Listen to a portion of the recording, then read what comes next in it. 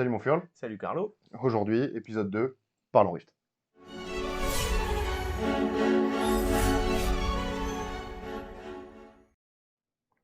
Au menu aujourd'hui, pas mal de choses, surtout Houston, Texas. Ouais, Houston, Texas, effectivement. Sur les 2 dernières semaines, il s'est passé beaucoup de choses, mais notamment l'événement principal que vous êtes nombreux à avoir suivi, que nous on a suivi en tout cas, que nous C'est on est clair. nombreux à avoir suivi dans le groupe, c'est le RCQ à Houston. Euh, Premier tournoi compétitif officiel au plus haut niveau de ruling organisé par l'éditeur du jeu. À l'ouest, donc hors Chine, on va dire. C'est les États-Unis, c'est pas chez nous, mais bon, si on coupe aujourd'hui en deux, on fait partie de l'Occident. Et c'est la première fois donc qu'on a un tournoi dans cette zone-là. Donc, beaucoup de gens regardaient, beaucoup de gens étaient intéressés de savoir ce qui allait se passer au niveau de la méta, mais pas que, aussi sur l'organisation, sur la production, sur le ruling, sur le judging, tout ça. Donc, on a pas mal de choses à dire à ce niveau-là. Ouais, il y a un paquet de choses qui rentrent en considération quand on organise un tournoi sur 2 jours. Mm. 1300 et quelques joueurs. Ouais, C'était 2 jours complets de stream avec des casters, ça on y reviendra tout à l'heure aussi. Moi je sais que je suis sensible beaucoup à la production, à la gestion de la feature table. Il y a quand même beaucoup de leçons qu'on peut tirer. On rappelle que Magic il y a 10 ans c'était 4 retours par an, plus les Worlds, plus les mm, GP, plus les Star City Games. Toutes les semaines on pouvait regarder 2 tournois majeurs ouais. quelque part dans le monde. Et ils ont set the standard really high. On va voir ce qu'a fait UVS et ce qu'ont fait Riot. Mais c'est clair que Houston, c'était hyper intéressant. On commence avec la répartition Ouais. des decks, peut-être. Tout à fait. La première chose à regarder, donc ici sur l'image, on voit les répartitions des decks. Alors d'abord à l'entrée de l'événement et ensuite, donc sur le day 1 et ensuite sur le day 2. Day 2 qui consiste en top cut. Day 1, 8 rondes ou 9 rondes. Et Ouais, Day 2, top 64 cuté. Donc il single fallait faire élimination. 7-1-1. Voilà, c'est ça, exactement. Exactement. Donc avec le nombre de decks représentés, le pourcentage, alors c'est les tops, hein, il n'y a pas les légendes en dessous, ça c'est uniquement les légendes qui ont fait un top 64, hein. Il n'y a pas les légendes qui n'ont pas fait de top 64. Donc on peut voir les répartitions et les nombres. Alors j'allais dire sans surprise, mais moi ça me surprend un petit peu quand même qu'on ait vraiment autant de Kai'Sa, parce Mhm. que c'est quand même beaucoup quoi en termes de pourcentage. C'est 2 fois plus, plus de 2 fois plus que le deuxième. Je m'attendais à ce qu'il y en ait beaucoup, mais comme on en avait discuté la semaine dernière avec notamment l'émergence d'Annie et tout ça, moi je m'attendais pas à ce qu'il y en ait autant. Bon, forcément il y en a beaucoup, c'est normal, c'est le premier tournoi important. Les gens arrivent avec le deck qu'ils maîtrisent, c'est probablement pour beaucoup euh, le deck avec lequel on a le plus de chances de gagner le tournoi à la fin, c'est clair. Mais voilà, ce qui est intéressant, c'est qu'on voit un top 3 en termes de nombre de decks qui se détache assez clairement du reste, et que ce soit à l'entrée et au top 64, parce que finalement les pourcentages sont quand même assez similaires. Ils le sont, 33% de Kai'Sa, moi ça me choque pas outre mesure. C'est plus intéressant de voir 42% de Kai'Sa en jour 2. Ouais, C'est quand même que le deck a performé. ouais, Après, plus le deck il est représenté, plus il a de chances de performer. Énormément de joueurs qu'on a vus qui viennent soit d'autres TCG, soit de jeux vidéo, de strat, type TFT, mm, donc qui sont des gens qui sont très forts et qui savent très bien réfléchir à ce genre de choses. Eux, ils sont arrivés avec un deck Kai'Sa, ils vont avoir plus de chances, entre guillemets, de performer. D'autant aussi que vous avez pas mal de gens qui sont venus pour les best of cards, pour les ouais, metal cards, dont et on ça, va on parler. en parle après bien volontiers. Ouais, Moi, il y a un chiffre quand même. Jour 1, 11% de Annie. Jour 2, 11% de MF. ouais, Alors, 11% d'Annie jour 1, pour moi, c'est un petit peu en dessous de ce que j'aurais imaginé. mm, 17% jour 2, c'est complètement ce que j'imaginais. Voilà, on est sur une représentation qui n'est pas à un quart, mais qui est autour des 20%. Ce qu'on peut tirer, c'est que Annie surperforme, MF surperforme et Kai'Sa surperforme vis-à-vis de la représentation jour 1, jour 2. Après, ouais. cet écart-là, pour moi, tu perds tous les gens qui sont venus jouer des best-of, Jinx, etc., Ouais. etc., qui font du nombre et qui n'ont pas passé le cut parce qu'ils n'étaient pas là pour ça, ils étaient là pour faire 6-3 ou des trucs comme ça. Alors l'autre truc qui est intéressant à noter, et pourquoi est-ce qu'on parle de ces chiffres-là et qu'on ne parle pas du top 8, parce que finalement, le top 8 n'est pas si représentatif que ça, de par le format, Mm. qui fait qu'effectivement on arrive jour 2 avec un top 64 en single élimination. Donc en fait, ça fait très peu de games, on va dire, pour arriver au top 8. Effectivement, si vous avez une légende, bah là par exemple, il y a des légendes qui ont fait top 64, le Yasuo, le Darius, bah, finalement, c'est tous jouent à une game, c'est pas suffisamment d'échantillons pour vraiment définir un clear cut de la méta. Mm, mm. Là où le top 64, ceux qui sont arrivés en top 64 ont joué quand même 8 ou 9 rondes, je sais plus, je crois que c'est 9 9. rondes, donc elles ont joué 9 rondes, donc là c'est quand même un élément qui est plus parlant que juste le top 8. Surtout que, je te coupe, mais mathématiquement, il y a 27 Kai'Sa en top 64. On est en single elimination. Si elles ont été réparties, c'était probablement seedé, hein, mais si elles ont été, je crois que c'est le cas, elles ont été réparties de manière distribuée correctement. C'est obligé que tu vas en avoir en haut, en Ouais, fait, puisqu'il y en avait assez en bas dans plusieurs matchs différents. ouais. Je suis hyper critique de ce format de single elimination bracket. Ça veut dire que Sur le jour 2, tu... à partir du Ouais, jour à 2. partir du jour 2, si tu perds, c'est terminé. Mm. Ça, vraiment, moi, je trouve que c'est pas normal. On devrait continuer à faire des rondes Mm. jour 2 pour pouvoir isoler un top 8 de ces personnes-là. Ouais, Parce que je considère que si tu finis, alors on prend le cas par exemple de Ali Eldrazi, qui a eu un très beau showing avec sa MF et qui a très bien performé. Il finit son day one, il est en 7 wins, 0 lose, 2 ID, mm. 2 intentional draw. De draw, ouais. Il arrive le lendemain, il perd, fini. Ouais, Pour moi, si tu es undefeated jour 1, ça devrait être le droit, tu as gagné le droit de perdre jour 2. ouais. Parce que ça devrait être des rondes suisses. Alors là, on ne peut pas drafter en jour 2 comme ils faisaient au Pro Tour, mais continuer à faire des Faire des rondes et rondes faire de un top plus. 8. Seulement, ce matin, Ouais. Dave Guskin qui fait un tweet en 6 parties là, et qui dit on a eu vos retours. Je pense que là, c'était les retours des joueurs de l'event Mm. surtout.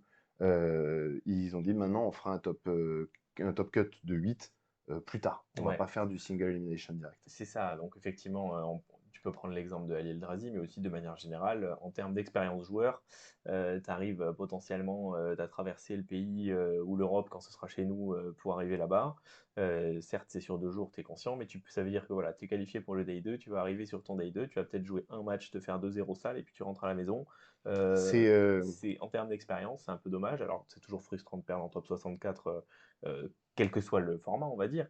Mais ça fait un peu bizarre voilà, de faire le cut à ce moment-là, avant le day 2, et de faire commencer le single élimination sur le day 2, parce que ça fait, voilà, ça peut faire des situations désagréables où tu te retrouves à rester un jour de plus alors que tu n'as qu'une game à c'est jouer, ça. et c'est un petit peu dommage. Donc il y a quelque chose à faire à ce niveau-là, effectivement. Mais ce matin, ils ont dit Ils ont dit, on normalement, a c'est compris, et on ne sait pas comment ils vont changer la chose, mais en tout cas, il va y avoir des modifications à ce niveau-là. Soit effectivement faire plus de rondes sur le day 2 pour faire le cut sur le top 8, ou peut-être répartir un peu plus le nombre de games sur les 2 jours, je sais pas, il faut voir, mais en tout cas, il y a quelque chose à ce niveau-là.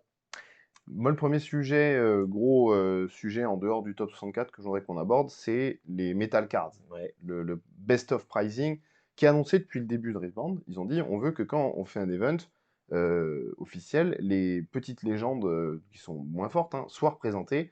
Et donc pour ça, on va dire, ou alors que je sais pas s'il y a des OTP, parce que c'est un truc qui existe dans LoL, c'est un truc qui existe un petit peu dans les TCG, mais c'est plus un OTP d'archétype à la ouais, rigueur, de couleurs sur ou alors Magic, en ouais. commandeur, si tu joues en commandeur à Magic. Ils veulent que les OTP ils puissent se battre pour quelque chose. Ces Metal Cards, à l'heure actuelle, qu'est-ce qu'on sait? Alors tout le monde dit ça vaut beaucoup d'argent et tout, ça vaut effectivement beaucoup d'argent, ou ça valait. Là encore, ce matin, il y a eu du changement. Mm. Euh, ce que j'ai pu voir qu'on sait, c'est que le propriétaire de la carte Lee Sin a dit qu'il avait vendu pour un montant substantially bigger, donc significativement plus gros que 15 000 $. Mm. Il y en a qui disent que c'est toujours five figures, donc c'est 50 000, 60 000. On imagine bien que la carte Volibear peut valoir un peu moins que la carte Annie, parce que c'est la carte du gagnant du tournoi.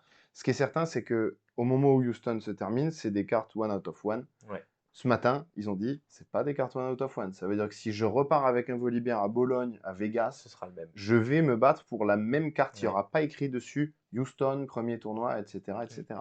À moins qu'ils le rajoutent, ça, on n'a pas d'informations. Mais ce qui est sûr, c'est que ce price-là, il risque de baisser. Ce qui est pas si mal, parce que t'imagines, ça veut dire que là, le gagnant, il a gagné 6000 $.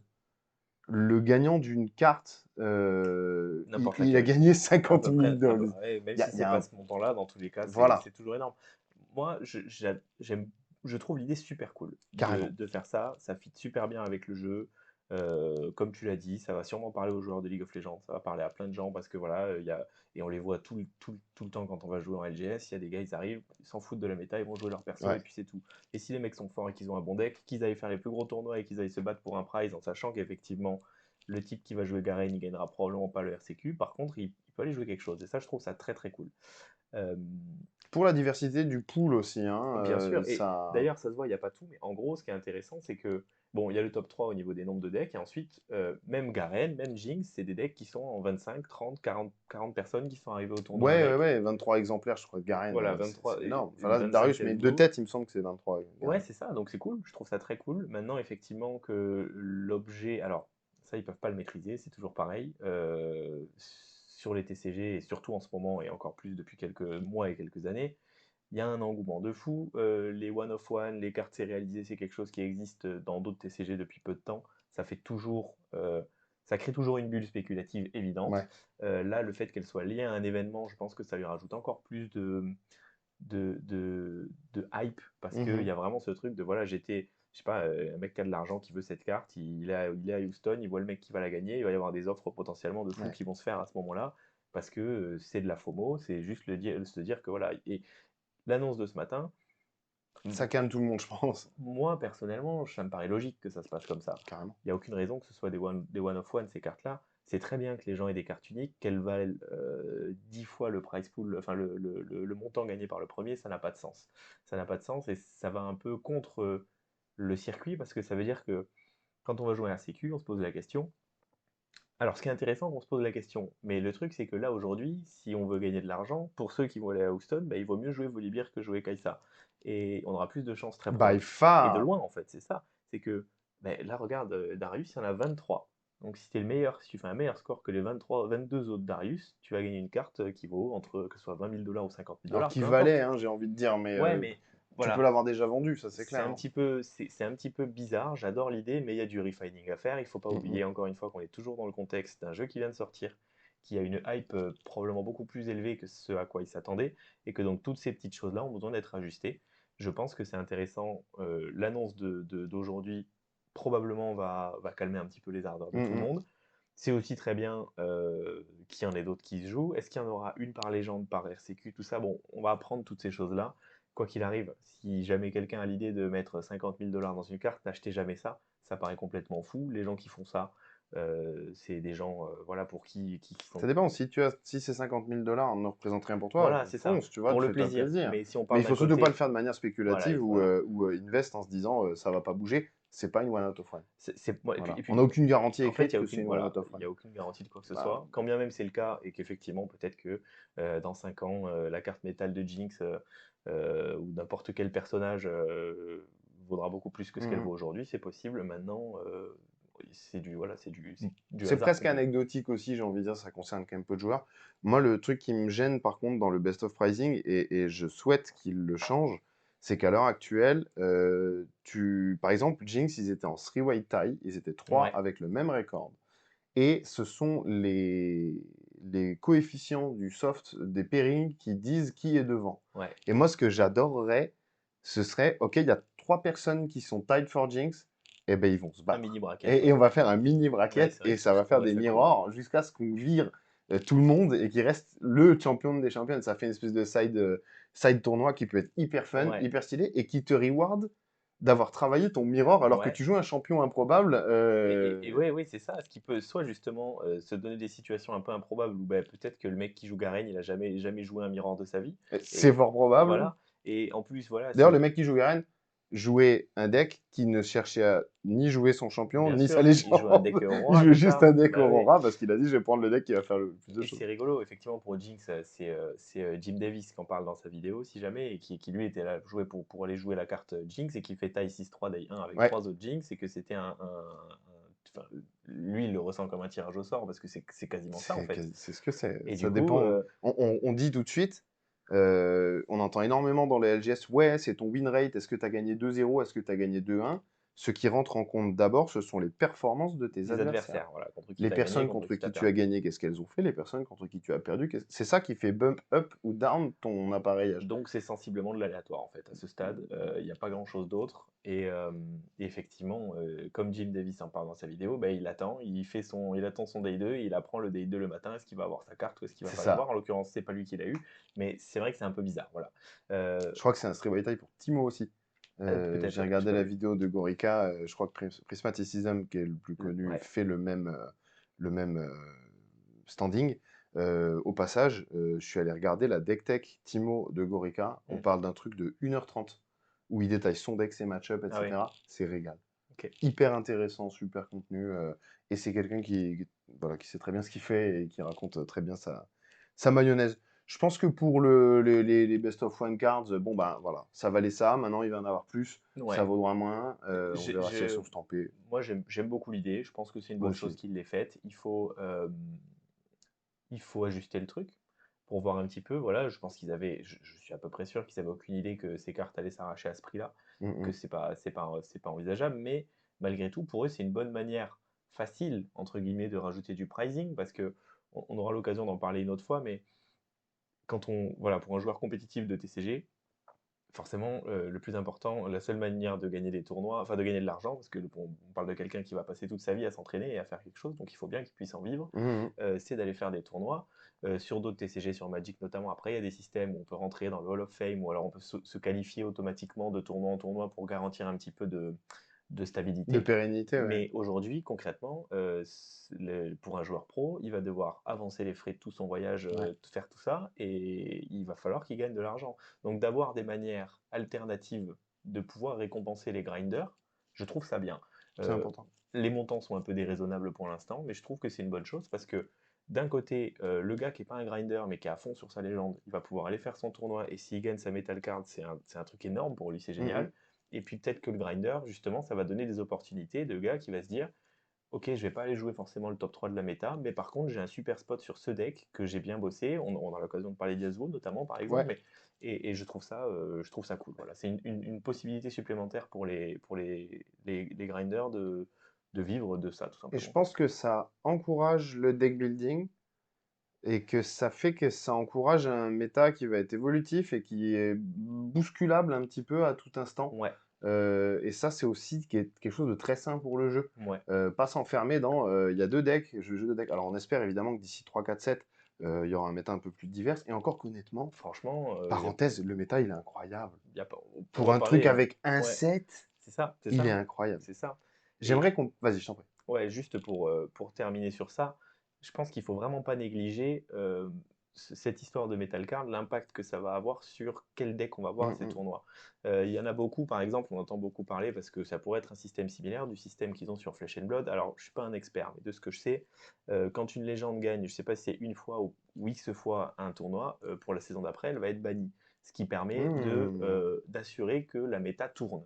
Finalement, là, on n'a pas ça, mais malgré tout, le fait d'avoir ces metal cards pour chacun, ça va quand même inciter tout le monde à ne pas forcément se jeter sur la légende Ouais. top.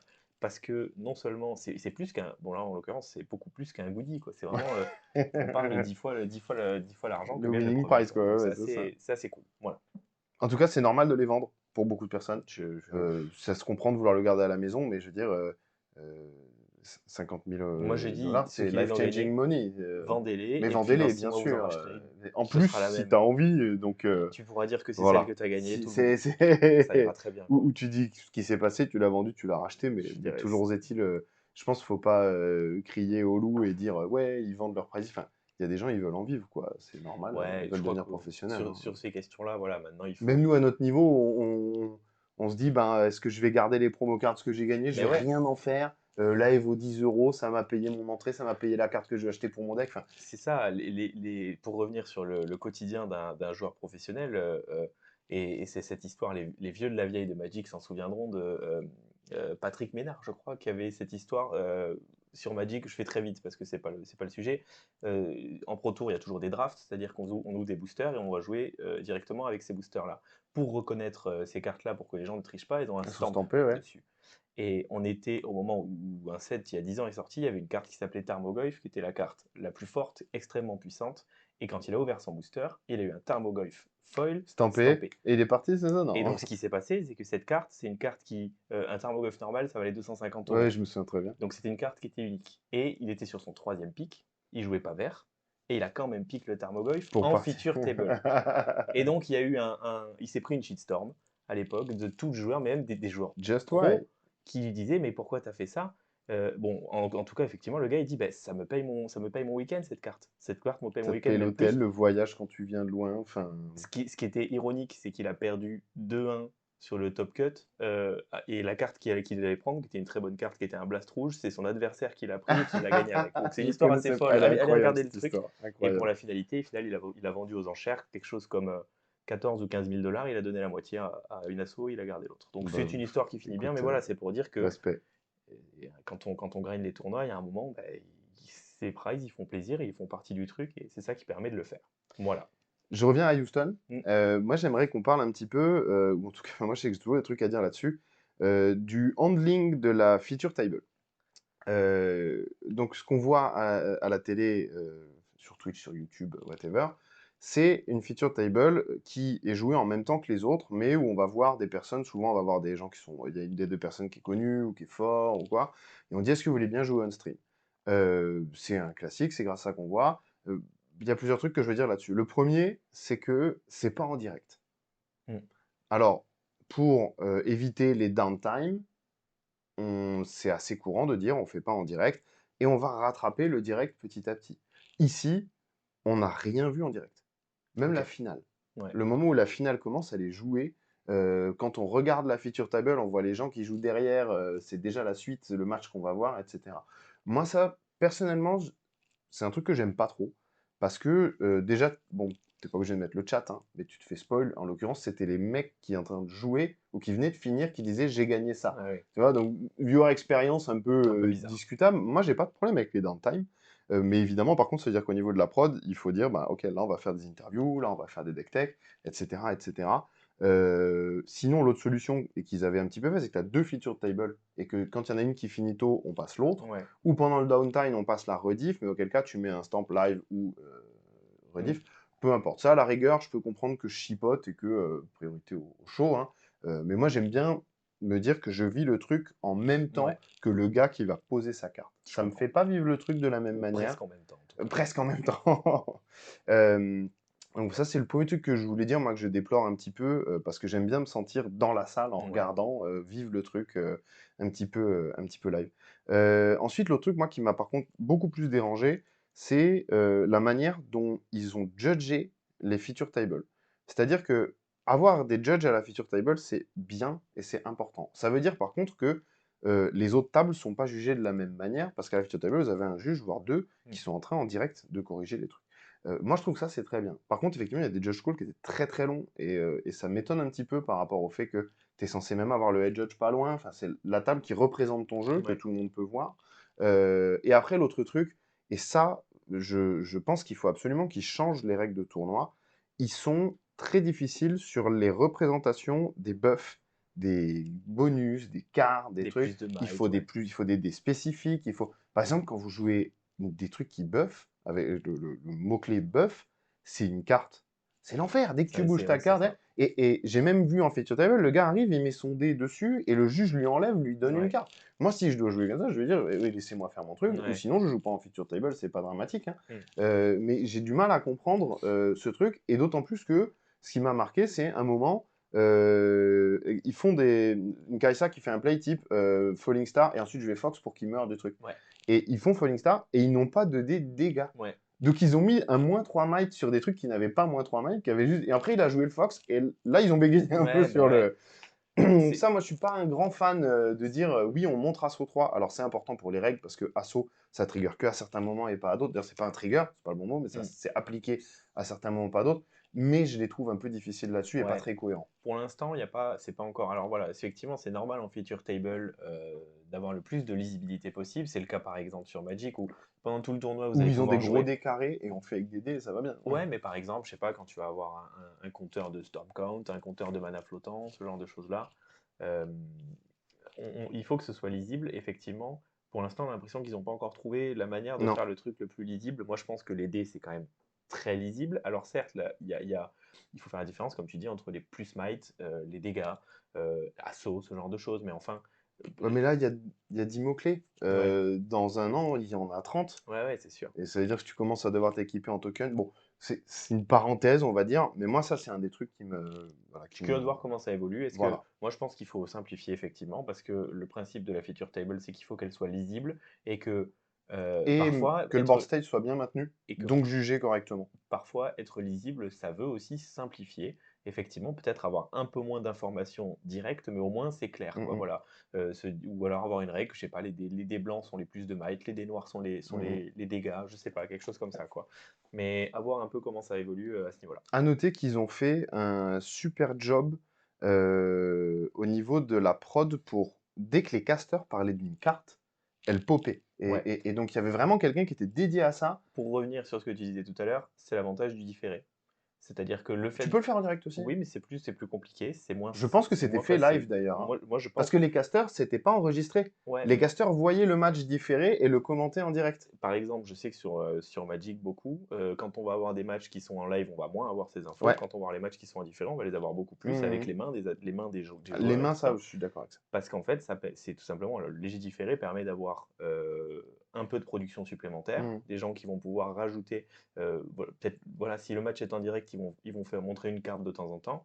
S'il est en léger différé, ils vont peut-être avoir eu le temps de toutes les sortir, de les mettre, de les faire passer, et puis le caster ensuite va pouvoir caster par-dessus ce rendu-là. Et ça, c'est par Oui, ça, exemple c'est comme ça que ça possible. se Mais là, passe. en l'occurrence, c'était responsive au caster, il me semble. Et puis, on est au début du jeu, je pense que c'est bien de montrer des cartes. Et l'autre très gros point positif, moi, que je veux dire, c'est que ce qu'ils appellent les Américains le talent cast. Mmh, Donc, il y avait deux casters play-by-play et il y avait trois développeurs de Riftbound mmh, qui étaient invités pour faire le color casting et l'insight et tout ça. C'était hyper réussi. ouais, Alors déjà, il y avait le GOAT, il y avait Patrick Sullivan. mmh, Moment incroyable, vraiment, c'était magnifique, où la prod, pour une raison qui m'échappe totalement, cut le dernier tour.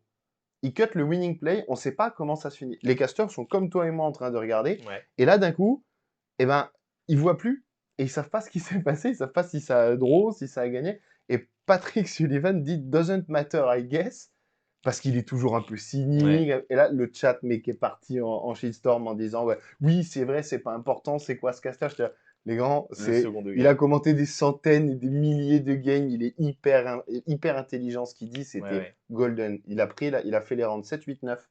La minute où il est arrivé, il a sorti 4 phrases, j'ai fait ouais, là, ça c'est du high level casting, ouais. c'est intéressant. Et tous les autres devs de Rebound, c'était super intéressant aussi. Voilà, gros niveau de casting, aussi bien sur le play-by-play que sur le desk. Enfin voilà, c'était bravo quand même. Et overall, c'était chouette. Ouais, Moi, j'ai c'est retrouvé vrai. du kiff. J'étais content de regarder Houston. J'étais content. Je me disais, allez, qu'est-ce qui va se passer? On connaissait un peu les decks, on connaissait un peu les joueurs. Le méta, c'était intéressant. Évidemment, toutes les premières rounds, le niveau était quand même vachement hétérogène. Ouais. Euh, à Et prévoir. alors, par rapport, justement, je te coupe sur ça. Moi, ce que j'ai vu par rapport au tournoi d'il y a 2 semaines d'avant, ou la semaine d'avant, qui était le 10 000 $, celui du Vegas, je sais plus Mhm, lequel, j'ai quand même été vraiment. J'ai trouvé l'écart de niveau assez colossal. c'est Alors, clair. j'ai pas regardé les premières rondes, c'est vrai. J'ai plutôt regardé parce qu'à Houston, j'ai plutôt regardé la fin du tournoi et une partie du top 64. Mais de ce que j'ai trouvé, c'était quand même le jour et la nuit, quoi. C'est C'est-à-dire que clair. sur l'autre tournoi, même dans les top 8, même dans les matchs de finale et tout ça, on avait des joueurs qui faisaient des erreurs de règles. C'est normal, hein, mais dès qu'ils faisaient des erreurs de règles, qui faisaient des choix qui étaient discutables, qui ne Mhm. connaissaient pas des règles, qui oubliaient de trigger et tout ça, j'ai beaucoup moins retrouvé ça quand même sur le top 64 ici à Même Houston. fin de journée déjà. Ouais. Le niveau était plus élevé que tout ce qu'on a vu avant. Mm. Moi, j'avais émis quelques, pas doutes, mais quelques réserves la dernière fois qu'on s'est vu, en me disant peut-être que il va y avoir. Fly Non, moi je tolérant. trouve que passé Ouais. 6 rounds, on voyait quand même du bon Riftbound. C'était pas du top-notch Riftbound. Parce En que ça jour n'existe 2, pas encore. ça n'existe pas encore exactement. Encore qu'en jour 2, on a vu de très belles choses. Ah ouais. Des joueurs vraiment carré, et ça, s'il y a des nouveaux joueurs qui nous écoutent, de TCG physique, parce que moi, le nombre de gens que j'ai vus, qui ont fait du Hearthstone, qui ont fait du online, qui sont hyper forts, hyper Mm. intelligents, mais par pitié, faites attention à comment vous managez votre board. Et ça, dès qu'on est passé au top 64, Ouais. c'était des gars qui avaient l'habitude, et des Mm. filles, hein, qui avaient l'habitude de toucher le carton, et, eh ben, on voyait à tout instant combien ils avaient de runes, combien ils en avaient dépensé. C'était très clair de comment ils payaient, etc., Ouais. etc., majoritairement. Et ça, pour le viewer, mais pour la personne en face de toi C'est qui joue, ça fait du bien. c'est super important et même, Ça se travaille. même quand vous allez jouer en LGS et tout ça et ça se voit, effectivement, ceux d'entre vous qui n'auraient pas l'habitude et qui viennent de LoL, de TFT, de Hearthstone, ou qui spam TCG Arena ou TTS C'est depuis, clair. ben, c'est pas forcément naturel, mais c'est important déjà pour le respect de l'adversaire, pour la lisibilité de la game, de vraiment essayer de faire les choses bien. Euh, voilà, ça ne peut que vous apporter des choses, ça vous évitera. Vous avez une vision plus claire de votre board state, vous visserez moins de triggers Mhm. vous-même, ça sera plus clair, il y aura une meilleure ambiance avec votre adversaire. Si jamais il y a un judge call nécessaire et qui vient que tout est en bordel, bah le judge, qu'est-ce qu'on veut qu'il dise? Il C'est va pas jamais clair. rouler en votre faveur, ouais, Donc exactement. c'est important, voilà, prenez le temps, réfléchissez-y et vraiment, ben, on organise bien les Mhm. runes, on organise bien les units, on fait les choses proprement, on annonce ce qu'on fait, ça c'est super important, on annonce ce qu'on fait, mais on aura l'occasion de parler de tout ça, de toute façon, C'est carrément le sujet d'une vidéo. voilà, on a tout prévu pour parler de tout ça. Soyons clairs. Et je pense que là, on l'a vu pour conclure, hein, sur Houston et sur Stop 64, on a vu ce niveau plus élevé, Mm. des fois des gens qui étaient pros dans d'autres TCG, des gens où ça se voyait qu'ils en avaient fait beaucoup. C'était agréable à regarder, c'était Des gens qui sont sympa. arrivés mieux préparés, ça se voyait, Voilà, quoi. exactement. Donc, bah, overall, c'est cool. Génial. Génial. Vivement le suivant, Super réussi. Vivement le ce sera chez suivant. nous, enfin, Bologne, chez nous, presque chez en nous. Italie. On verra ce que ça donne. Mais en plus de ça, on parle de l'Italie. L'Italie, la France, c'est un peu le berceau du TCG Ouais, européen. On peut être sûr qu'il va y avoir du niveau, il y qu'il aura va y du niveau, il y avoir aura du monde, du playtest propre. c'est ça. Voilà, ça va être, je pense que ça va être terrible. Et j'ai hâte que ça se passe. D'ailleurs, c'est le 19 décembre à 17 h la Ouais. mise en ligne des, Donc probablement le soir le où vous allez soir voir de. cette Voilà, et vidéo. si vous l'avez vu dans la journée, ce soir, Normalement, c'est 17 h, aujourd'hui. c'est là où on prend les places et où on prend les competitors badge pour Houston. Donc foncez. On passe à notre chapitre suivant, ça va être Ouais, le compétitif. Alors, on a fait un petit méta-check du top 64. Là, on vous propose d'aller. On va revenir un peu sur ce qu'on s'était dit la dernière fois. Je rappelle, on a dit le top 4, c'est Kaisa, ouais. Master Yi, Mm. Annie, 7. Il y a un problème là. Il y a un problème quelque part. Ce qui est sûr, c'est que là où on s'est pas trompé, c'est qu'on a dit le top 1-2, c'est Kaisa Annie. Et là, c'est clairement ce que nous a montré le tournoi à Houston. On a ici la decklist de Dawali qui a gagné le tournoi. La decklist Annie, c'est une decklist, je pense qu'il y a très peu de différence entre ce qu'on montre là et la random decklist Annie qu'on a montré il y a 2 semaines Ouais, dans le podcast parce que c'est relativement refined. On sait où le deck va, on sait ce qu'il fait. 17% en jour 2, mais surtout 3 en top 4. ouais, C'est parenthèse, on travaille vraiment autour du top 64. Parce que c'est pas un top cut, top ouais. 8 représentatif du meilleur seeding. C'est le top 64 quand même qui parle. Ceci dit, si on regarde qu'en top 4, il reste encore 3 à Annie, ça c'est intéressant parce qu'elle ne représentait que 17% du top Ouais. 64. Voilà, Donc elles ont perf. sans faire trop d'extrapolation, mais ce que je trouve intéressant, c'est que voilà, c'est normal qu'on ait beaucoup de Kai'Sa dans le top 64 parce qu'il y en avait beaucoup aussi au début, aussi parce que c'est Obligé. le meilleur deck. Ce que je trouve sympa, c'est qu'on trouve dans le top 8 plus de Annie que de Kai'Sa. Moi, mon avis personnel, c'est que je pense que Annie est un meilleur deck que Kai'Sa, que Mhm, c'est un deck qui gagne contre Kai'Sa assez régulièrement, mhm. et que c'est un deck qui est peut-être même encore plus peaufiné que ce que les Kai'Sa, peut-être parce qu'il y a moins de choix de cartes aussi Possible, ouais. et qu'il y a moins de possibilités de jouer Annie.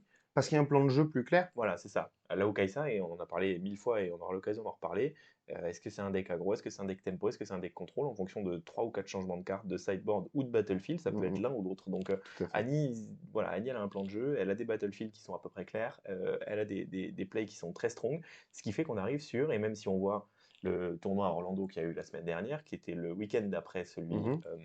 Houston, deux Annie dans le top 8, quasiment à la carte près, c'est les mêmes decklists. Les trois decks sont C'est quasiment les exactement mêmes ça. Le decklists. deck est refined, il est propre. Je pense qu'on avait bien identifié la semaine dernière la possibilité du deck non seulement de perf, mais d'être régulier. Mm. C'est un deck extrêmement régulier. Le troisième Yi, alors Yi, pareil, il a plusieurs flavors, mais celui qui fait top 2, hein, qui fait finale, puisque la finale c'est Annie Yi, Ouais, puisque c'est Challenger TCG ouais. qui joue ça. C'est un deck Yi Aurora, Big Beast, on va dire rampe. Mm. A priori, c'est ce qui se fait de plus fort maintenant dans le deck Eve. Moi, je peux comprendre pourquoi. Moins sensible au blast, Ouais. etc., etc. Et comme on disait il y a 2 semaines, le deck E, il a un trou dans la curve. Bah, quand vous êtes occupé à ramper, ce trou, on le remplit en fait Mm. assez facilement. Et on se retrouve à pouvoir jouer des Dead Bloom, à pouvoir jouer des White Flame. C'est un plan de jeu qui est solide. Et la couleur verte, à l'heure actuelle, c'est quand même la couleur qui joue probablement le mieux autour de l'adversaire. avec le violet Ouais. et qui propose le plus de choses. Maintenant, on s'arrête sur le quatrième. On y voyait allègrement 7 la Mmh. dernière fois. Franchement, ouais. Houston, pas de 7 en jour 2. Ouais. Les 7 en jour 1, je crois que le best of 7, c'est un 6-3 ou un 7-2. Alors 7-2, attention, ça pouvait faire top C'est 4 à rien hein, de à faire quelque top chose cut, près. ouais. Mais quand même pas super convaincant. Pour moi, il y a plusieurs explications. Je ne sais pas ce que tu en penses, mais la première, c'est que le deck est quand même très difficile à manœuvrer. Même si on a vu des gens comme Tog, hein, qui ont beaucoup de reps dans le deck, qui étaient dans le pool. Notamment, il était à 5-0, il me semble. L'autre, pour moi, c'est la présence aussi marquée de decks comme Annie. Mmh. Ça demande d'avoir un deck 7 qui est adapté au violet. Parce que Ouais. le violet sur 7, c'est une couleur qui gêne. Rebuke, Fight or Flight. C'est les Rise of Wind aussi, Ouais. pour jouer les attaques. C'est un des decks qui souffre un peu le plus, je trouve, contre le violet en général. Et le deck 7, je pense, ça pâtit Ouais. du metagame et de la tête des listes à l'heure actuelle. Si vous avez regardé la deck tech qu'on a fait il y a une semaine, je joue pas la même liste et on ne propose pas la même liste que ce qu'ils font eux. Moi, j'ai toujours tendance à croire que je préfère Conquer que Hold à l'heure actuelle dans le méta, Ouais. exception faite pour des decks comme Lily ou MF. Hein. Et mon expérience avec le playtesting que j'ai fait, c'est que c'est un peu plus efficace quand même contre le violet et contre Annie. Mais la question qui sort de là, c'est qui est le quatrième? Eh ben, on s'est encore trompé. Ouais. Et on s'est même plutôt fort trompé, puisque c'est un deck qu'on a quand même pas mal critiqué il y a 2 semaines, Ouais. qu'on voyait clairement comme un phénomène de mode passé. Mhm. Et on s'est planté. Évidemment, on parle de MF. MF qui a bien marché Peut-être à tu peux nous montrer la decklist. Oui, c'est vrai, tiens, hop, on peut aller voir la decklist MF ici, qui a bien marché à Houston et puis qui a enchaîné ensuite avec Ali Qui a gagné Eldrazi, Orlando. qui a gagné Orlando la semaine dernière, le week-end dernier. Donc un deck, voilà, peut-être que nous, je pense, enfin c'est sûr, a priori, qu'on a sous-estimé C'est clair. de par ses possibilités. On en a beaucoup parlé avec un de grands amis, Moucha, qui ne joue que ça depuis le début et qui nous a tout de suite pris avec véhémence sur le fait qu'on avait critiqué MF, ce que je comprends. Et clairement, moi je suis clairement pour dire qu'on s'est planté. Le deck est Ouais. plus fort que ce qu'on l'estimait, et le deck est plus polyvalent que ce qu'on estimait, de par la présence du violet forcément. Et si on compare aux autres decks Aurora, enfin au seul autre deck Aurora comparable, puisqu'on va pas parler de Volibear et de Garen, c'est Yi, la possibilité au niveau des créatures, enfin des unités, d'avoir ce Mind Splitter, moi je trouve que c'est quelque chose d'assez dingue, parce que il va complètement plier certains match-up, qu'ils soient hardcast ou amenés avec Aurora. Il donne énormément de flexibilité. Tous les tricks du violet, comme tu viens de le dire pour Annie, bah, ils sont présents ici aussi. Donc ils vont embêter les decks comme 7, ils vont embêter tous les decks aussi. Ils vont embêter même potentiellement pouvoir se défendre contre Annie en l'empêchant de marquer tous ses Gust. points gratuitement. Voilà, Gust. Gust contre Annie, ça peut faire gagner une game. Le ramp qui est très agréable aussi. Évidemment, ça on en parlait la dernière fois pour dire que c'était le meilleur deck Dazzling, c'est toujours le cas et c'est même clairement vrai. La légende MF super intéressante, la champion unit super intéressante, parce que une fois que Dazzling est posé, MF a plein de possibilités, Mm. avec le ganking, avec le readier de sa légende, de sa champion De unit, son pardon. champion, ouais. Euh, donc ouais, alors là ici on a la liste de Ali Eldrazi qui a donc gagné Orlando. Orlando. Et alors, je veux bien m'arrêter dessus. Ouais, Parce que MF, au tout début, c'est des cantrips. Je veux cast Aurora. Parce que je pars du principe que quand Aurora est sur le battlefield, j'ai gagné la partie. mm, Ce pourquoi tout le monde a dit bon, on va sider, puisque le seul objectif du deck, c'est de poser Aurora. Je vais casser Aurora, je vais empêcher le deck de gagner. La réalité est complètement ailleurs. Et ça, on le retrouve avec la présence du Mountain Drake, par exemple. mm, C'est que toutes les cartes de cantrip, les Treasure Trove, les Pack of Wonders, les Scrap Heap, elles ont jarté au profit de cartes qui font des trucs. mm, En disant, ok, le plan de jeu va être un peu différent, on va ramp pour pouvoir faire des choses, ouais. être proactif, sabotage, éviter de se faire casser des choses, éviter certaines menaces qu'on gère mal, des Ride the Wind par exemple contre une Annie, des trucs comme ça. Le deck joue lui-même Ride the Wind, j'aime beaucoup, parce que quand tu Ride the Wind des énormes tas, c'est pas la même maillot que quand tu C'est pas Ride des the Wind sneaky des decken, petits, quoi. voilà, des Sneaky Decken ou des Traveling Marchands. En fait, le deck, il s'est complètement, il est devenu beaucoup plus compact, Mm, beaucoup plus dangereux. Invert Timelines, ça j'adore, mm. pour dire on recette. Et Invert Timelines, il y a aussi un truc qu'on sous-estime souvent, c'est que contre Kaisa et Annie qui cycle et qui draw énormément avec Dreaming Tree, ça leur fait discard des fois 3, 4, 5 Ouais. cartes. Ouais, ouais, En plus de leur enlever leurs main cards, donc ils perdent leur vie, ils perdent leur fox, c'est et ça. cetera, et cetera. Et tout ça au prix de C'est Divine quoi? Judgment, mais en bien. Ouais, je suis entièrement d'accord avec ça. Et tout ça au prix de quoi? Ben, des petites modifs. On joue un Mountain Drake parce que ça coûte pas de power. Donc Mm. l'AMF peut Parce qu'on rester peut le à cast. son niveau de truc. Parce qu'en fait, si vous avez cassé la Aurora et que l'AMF elle a rampé correctement, elle est en position de continuer Mm. à présenter des threats. On a Ouais. réduit le nombre de Volibear justement parce qu'il n'est pas Mm. castable, ou c'est difficile à casser, c'est-à-dire que le tour à 10, il faut avoir pas utilisé de power. Souvent on est obligé de répondre, etc. On a un deck qui est beaucoup plus compact, beaucoup plus complet, Mm. beaucoup plus intéressant, mais je pense qu'il est aussi très dur à jouer. Ouais. Parce que on parlait deck building ensemble, Furlin, hier, et là j'ai essayé d'isoler un peu les cartes du deck en disant ok, ça c'est dans le groupe, normalement ce que je fais c'est ça, c'est des removals, ça c'est des units, ça c'est des menaces. Et là le deck il a des ratios très propres, très Ouais. particuliers à lui, et bah, c'est un peu le premier truc OTP friendly, j'ai envie de Ouais. dire. Ce qui est cool, c'est que typiquement dans un deck combo, voilà, est-ce que c'est réellement maintenant aujourd'hui encore un deck combo? La première version Je pense que non. du deck MF Dazzling, c'était un deck combo dans le sens où c'est un deck qui faisait du setup, puis qui jouait son combo, à savoir juste jouer Dazzling Aurora, et qui gagnait la game. Souvent ces decks-là, c'est la polarisation du truc, c'est Mm, mm. que c'est très binaire, quoi. On gagne ou on gagne pas, et finalement, quoi qu'on fasse, c'est plutôt les cartes qui vont rentrer dans le bon ordre ou pas.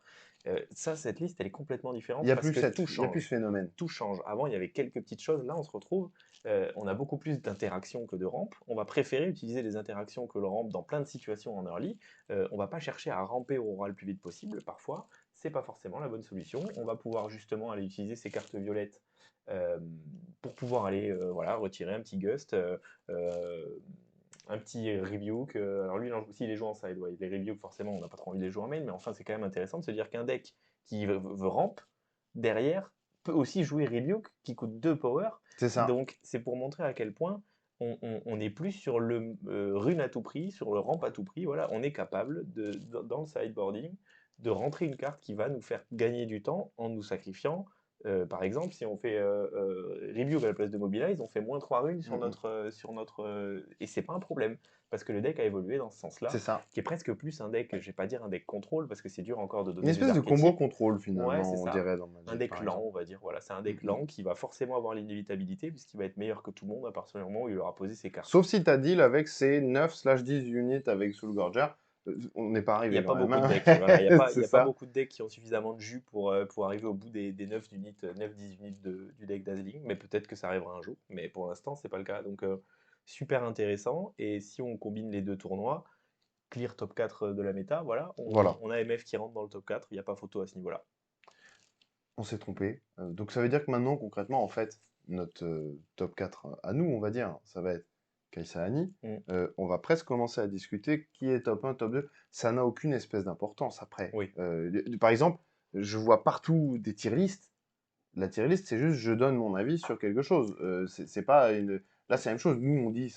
Mais Oui, en oui, fait, oui. c'est pas important de savoir qui est plus fort, Dani ou Et Kaisa. surtout, Maintenant, c'est pas c'est. possible de le savoir parce que Voilà. ça va dépendre de chaque situation. Si vous arrivez dans un deck, dans un tournoi où il y a C'est ce que 16 j'allais dire. joueurs de Kai'Sa et c'est que ça, bah, vous voulez jouer à Annie. Si vous arrivez dans un deck où il y a 16, je sais pas, un autre deck, vous allez peut-être préférer jouer C'est Kai'Sa. ça. Donc c'est Mais pas. en puissance absolue, en tout cas, il y a un deck qui se rapproche Hmm. dans la capacité de générer des threats et de gêner. C'est clairement Annie. Ensuite, Yi, qui est plus représenté. Est-ce qu'il est plus fort que MF? À ce stade, c'est à se demander. Ce qui est sûr, c'est que c'est plus accessible à jouer, je pense. Et c'est un deck qui est plus facile et qui est un peu plus Ouais. déterministe. Mais on va dire, voilà, Kaisa Annie, Yi Ouais, j'allais MF. dire Yi est plus polyvalent, mais finalement, quand on voit le set decklist de MF, c'est peut-être pas le cas. Moi, ce que j'aime avec Yi, ce que certains decks jouent, et ce que j'ai rencontré en skirmish notamment, c'est un Yi qui va commencer avec le package Aurora, et puis qui va le sortir pour rentrer des Kiana, des petits poros, pas des Ça, c'est petits poros, incroyable. des Non, non, poros, des Poro des Shield. poros Mais ça, c'est défense. incroyable. Moi, j'adore. Et moi, je suis fan de ça. Je trouve que c'est une super bonne idée. Typiquement, un deck comme Kai'Sa, va facilement se retrouver contre Dazzling Aura à avoir un siding facile. On va sortir des blasts, on va rentrer des menaces, on va faire des trucs comme ça.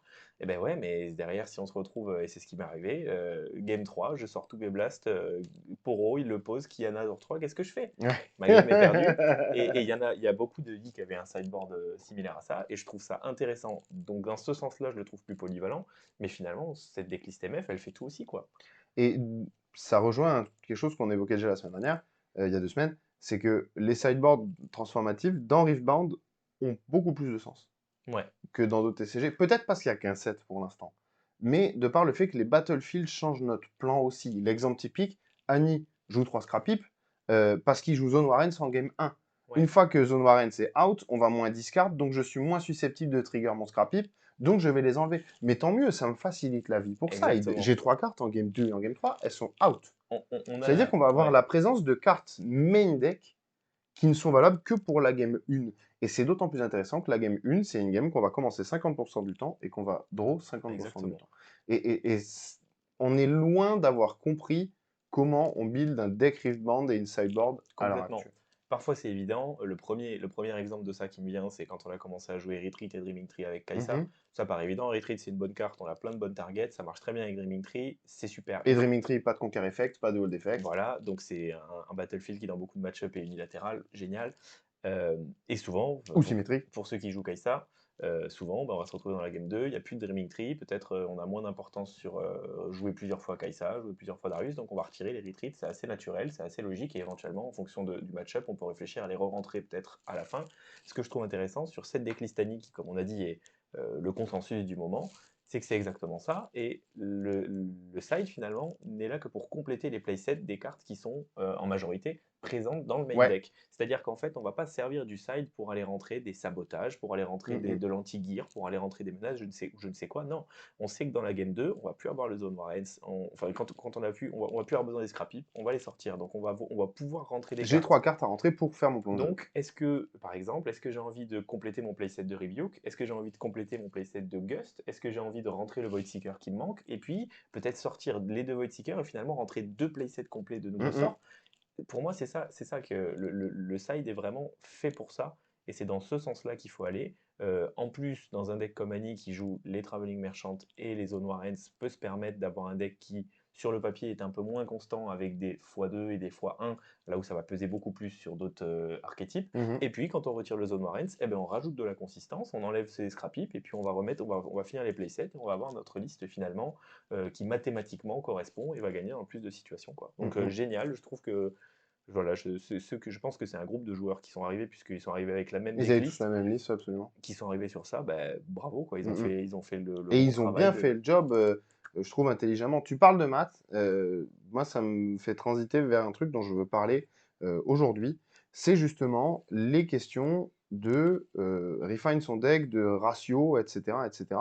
Et je voudrais qu'on fasse un petit exemple pratique, entre guillemets. Mhm. On va comparer deux decklists, une de Houston et une de Orlando, donc celui de la semaine dernière.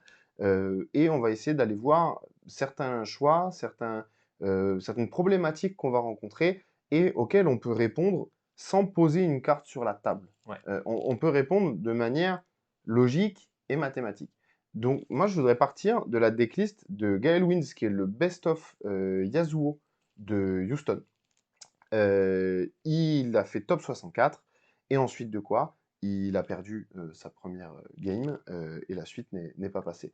J'ai appris dans sa vidéo que l'open decklist du jour 2 est lié à un bug du soft qui fait qu'il y a une personne qui a pu voir les decklists et que par conséquent ils Ils ont ont été été obligés de les obligés de montrer passer tous. en Ouais. open decklist, ce qui est un petit peu, bon bah évidemment ça fait partie des aléas, mais c'est un petit peu, un petit peu dommage, je trouve que ça se passait comme ça. Est-ce que tu peux nous la mettre sur le retour, s'il te plaît, pour que je puisse voir Ouais. les cartes du Yasuo en question? Il y a plusieurs choses que je veux évoquer dans cette liste. Quand on fait un deck de TCG, notre objectif, c'est de mettre des cartes, ça paraît bête, hein, qu'on veut jouer dedans. Je vais piocher une carte, je veux que ce soit une carte que j'ai envie de jouer. Alors évidemment, il y a des histoires de situation, etc. etc. Il y a un autre truc, c'est l'overlapping. Tu vas avoir certaines cartes qui font à peu près la même fonction. Ouais. Une peut être plus forte que l'autre, ou dans certaines situations, plus forte, moins forte, etc. etc. Exemple ici, avec cette liste, C'est un truc dont j'aime beaucoup parler dans Riftbound parce que ça me semble super important, c'est le nombre de 2 drops dans un deck. Mm. Quand vous avez 8 de drop, vous avez 18, je crois, % de chance de ne pas en avoir si vous avez mulligan pour les 2 drops après avoir pioché votre première carte. Mhm. Ici, Yasuo, c'est un deck un peu différent qui va vouloir beaucoup plus de 2 drops Ouais. parce que vous voulez jouer une 2 drop tour 1 et tour 2, jouer une deuxième 2 drop et l'envoyer in pour marquer 2 points. Mhm. Il n'y a que ce deck qui fait ça. Ouais. Pour l'instant. Donc c'est le seul deck qui va vouloir jouer plus que 8 to drop. En l'occurrence, après, est-ce qu'il choisit d'en jouer 10, 11, 12, c'est son chiffre. Maintenant, qu'est-ce qui m'intéresse ici, c'est que je vois 2 Clockwork Keeper et 2 Titan. Pour moi, fondamentalement, il y en a obligatoirement une des deux qui est meilleure que l'autre. Elles font pas la même chose, mais donc elles sont là en 2 drop. Il y en a obligatoirement une qui est meilleure que l'autre. Je comprends pas pourquoi on aurait 2 d'une et 2 de l'autre. Pour moi, mathématiquement, on devrait obligatoirement avoir 3 de celle qui est meilleure dans notre plan de jeu et une de l'autre. Une de l'autre. Ça, c'est une des premières incohérences de la liste voilà, qui me dérange un petit peu. Ensuite, il y a énormément énormément. Il y a des one-off. Il y a Mask of Foresight en one-off. Il y a Charm en one-off. Et en contrepartie, il y a un two-off en la personne de Fight or Flight. C'est intéressant. Charm, c'est une carte qui fait quelque chose dans la base de l'adversaire et tout, mais c'est aussi une carte qui fait Fight or Flight. Pas en action speed, mais donc c'est une question de est-ce que ce charme ici, c'est un troisième Fight or Flight dans la liste Par exemple, c'est une possibilité. Si c'est un troisième Fight or Flight, la question se pose tout de suite. Est-ce que ça veut dire que quoi? C'est meilleur que Fight or Flight? C'est moins bien? Si c'est moins bien, je veux un troisième Fight or Flight avant d'avoir un charme. Et si c'est meilleur, je veux Et si c'est meilleur, je veux plus de charme et moins de fauve. Maintenant, si j'avais 3 Fight or Flight, on pourrait dire c'est le quatrième Fight or Flight. Je veux utiliser charme comme ça. Mais si je veux utiliser charme pour pull des unités de la base et les taper en défendant, ce que ce deck fait mal, ça le fait avec Milder of Water et avec Mindsplitter à la rigueur, mais voilà, c'est... Il n'y a pas énormément d'unités Bifi pour ça, Ce chiffre-là, je l'explique pas. Il y a d'autres chiffres que j'explique pas. Scrappy, x2. Pourquoi 2, Pourquoi x2? Si on est encore une fois sur un deck qui joue Zone Warrens en première game, ça a du sens de jouer Scrappy avec Zone Warrens, avec des decks qui vont cycle. On le voit chez Annie, il joue Marchand x3. Ça a complètement du sens, et c'est normal par exemple qu'il joue Marchand x3 et pour Rothschild x3 avant de jouer les autres en x3. Encore qu'on peut se demander, est-ce que pour Rothschild est plus fort que Tide Turner Oui, mais ça, oui, c'est encore... Scrappy x2, pour moi, relève de l'incohérence, parce que au lieu de jouer avec 6 cartes dans le deck, je compte pas le champion, parce que Scrappy, ça permet ça. Je vais jouer avec les 36 meilleures cartes. J'ai pas besoin d'en jouer 39. C'est ça. Ça sert à ça. Ensuite, je le side out. Question, pourquoi 2? Mask of Foresight, 1 dans le main deck, 1 dans la side. Donc, il y a une règle de maths. C'est que si vous jouez 3 fois une carte, c'est pour l'avoir à toutes les games, entre guillemets. Avoir une chance de l'avoir le plus élevé possible à toutes les games, mais vous allez régulièrement en avoir 2. Donc ça veut dire qu'on veut très rarement jouer 3 fois une carte qui a des diminishing returns. Le fait d'avoir des diminishing returns, c'est une carte que quand je pioche la deuxième copie de cette carte, exemple, je joue Divine Judgment, j'en ai un dans la main, le deuxième ne fait strictement rien. Mais j'en ai joué plusieurs pour avoir une chance d'en avoir deux. Quand vous jouez 2 fois une carte, c'est pour l'avoir. Une bonne partie des games. Sachant qu'une carte comme un deck comme Yasuo, il voit beaucoup plus de cartes qu'un deck normal. Comme le deck Annie, surtout en game 1, avec Zone Warrens, des Scrappy, etc., etc. Donc, pourquoi pas, à la rigueur, jouer quelques one-off, et une carte comme Mask of Foresight, elle a un effet unique, pourquoi pas. Quand est-ce qu'il rentre le deuxième de la side et pourquoi J'en ai aucune idée. Pourquoi le deuxième? Pourquoi le deuxième over... Exactement, si la carte est bonne, on en veut souvent 3. Ouais, si on considère que la carte est très bonne, il faudrait effectivement les avoir 3. Donc, Tout comme, je n'explique pas. Alors, un Rebuke, c'est aussi une sorte de quatrième Fight or Flight. Il fait aussi d'autres choses, c'est un peu plus fort contre MF. C'est une carte qui a une unicité. Quand la carte elle est unique, mais qu'elle coûte 2 power, je comprends qu'on va y en mettre qu'un. Mais encore une fois, c'est-à-dire que je compte pas sur ma carte. Donc, quand même plein de petites incohérences. 2 Gust et 1 en side. Alors, ça, c'est la carte où je veux bien encore dire, on va varier. Parce que ça, c'est très méta-dépendante. Le deck Annie, par exemple, qu'on montrait avant, il jouait 1 Gust et 2 en side parce qu'il pense qu'il en a quand même besoin. Mais il va vouloir l'avoir en side parce qu'il va être sûr de les rentrer que contre les decks contre lesquels ça va avoir un effet. Ce qui paraît plus logique, encore une fois, dans ce système de Zone Warrens Traveling Merchant, le fait d'en avoir un en main deck, comme ça, on l'aura de temps en temps, quand on pourra aller le chercher avec ses discard draw quand on en aura besoin dans la game 1, et puis on va rentrer les deux suivants quand on va arriver dans la game 2, et puis le fait de ne pas en avoir deux, parce que comme ça, si jamais on en est dans un match-up qu'on n'a pas, eh ben, on va réussir peut-être à le draw discard avec les effets assez facilement.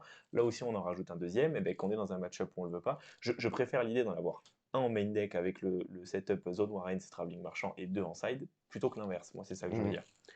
Mais Encore en une tout fois, ça cas, dépend de la méta. on peut le discuter et ça me pose aucun problème. Mais donc, là, j'ai montré quand même pas mal de ce qui me semble être des irrégularités de probabilité et de maths Mm. dans ce deck. On peut parler un tout petit peu de la sideboard, mais c'est vrai, ce ne sont que des cartes du main deck. Pourquoi on joue 2 DeFi et pas 3? Moi, j'ai l'impression que c'est peut-être la meilleure carte verte et qu'à l'heure actuelle, si tu joues DeFi, je vois pas de raison de ne pas jouer le troisième DeFi.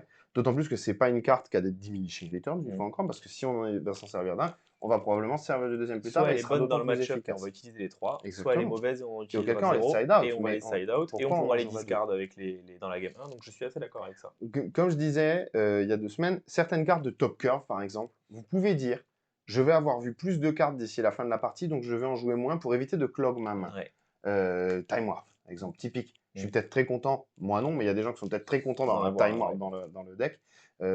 Donc le deuxième, il va être plus gênant, mais je peux comprendre en tout cas de ne pas en mettre trois, parce que c'est pas comme si la carte, j'ai besoin de la voir dans les 3 premiers tours de la partie. Maintenant, cette decklist pour moi, elle est quand même, elle est hyper intéressante dans le plan de jeu. Mm. Protect Yasuo, Et on le joue dans ce sens, etc.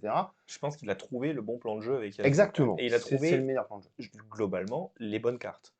Parce que c'est, a priori, c'est plus ou moins les bonnes cartes. Ce que tu pointes là, si j'ai bien compris, c'est vraiment les incohérences au niveau des chiffres, Des ratios. et que finalement, dans le fond, ces cartes-là, ce serait à peu près bon, mais il faudrait changer un peu ces ratios, il faudrait se poser les questions. Moi, je suis assez d'accord. J'ai toujours un peu du mal à comprendre pourquoi est-ce qu'on met des one-off ou des deux-off en main deck autant, en tout cas. Mm, mm. Une carte comme Charm, c'est une carte qui, pour moi, elle va avoir un impact très fort. En fait, soit on considère qu'elle va avoir un impact très fort et donc on les veut tous les trois, soit on considère que c'est le quatrième Fight or Flight, comme tu dis, à ce moment-là, ben, on va Donc, faire le quelqu'un en joue troisième. 3 FOF, Voilà, mais il y a des incohérences. c'est ça. C'est ça qui me dérange. Pourquoi je joue 2 DeFi et un Zonia? Je joue un Zonia tout seul quand j'ai pas. En fait, il faut se dire que le deck, quand on va le piocher, il est parfaitement mélangé et aléatoire. Mm.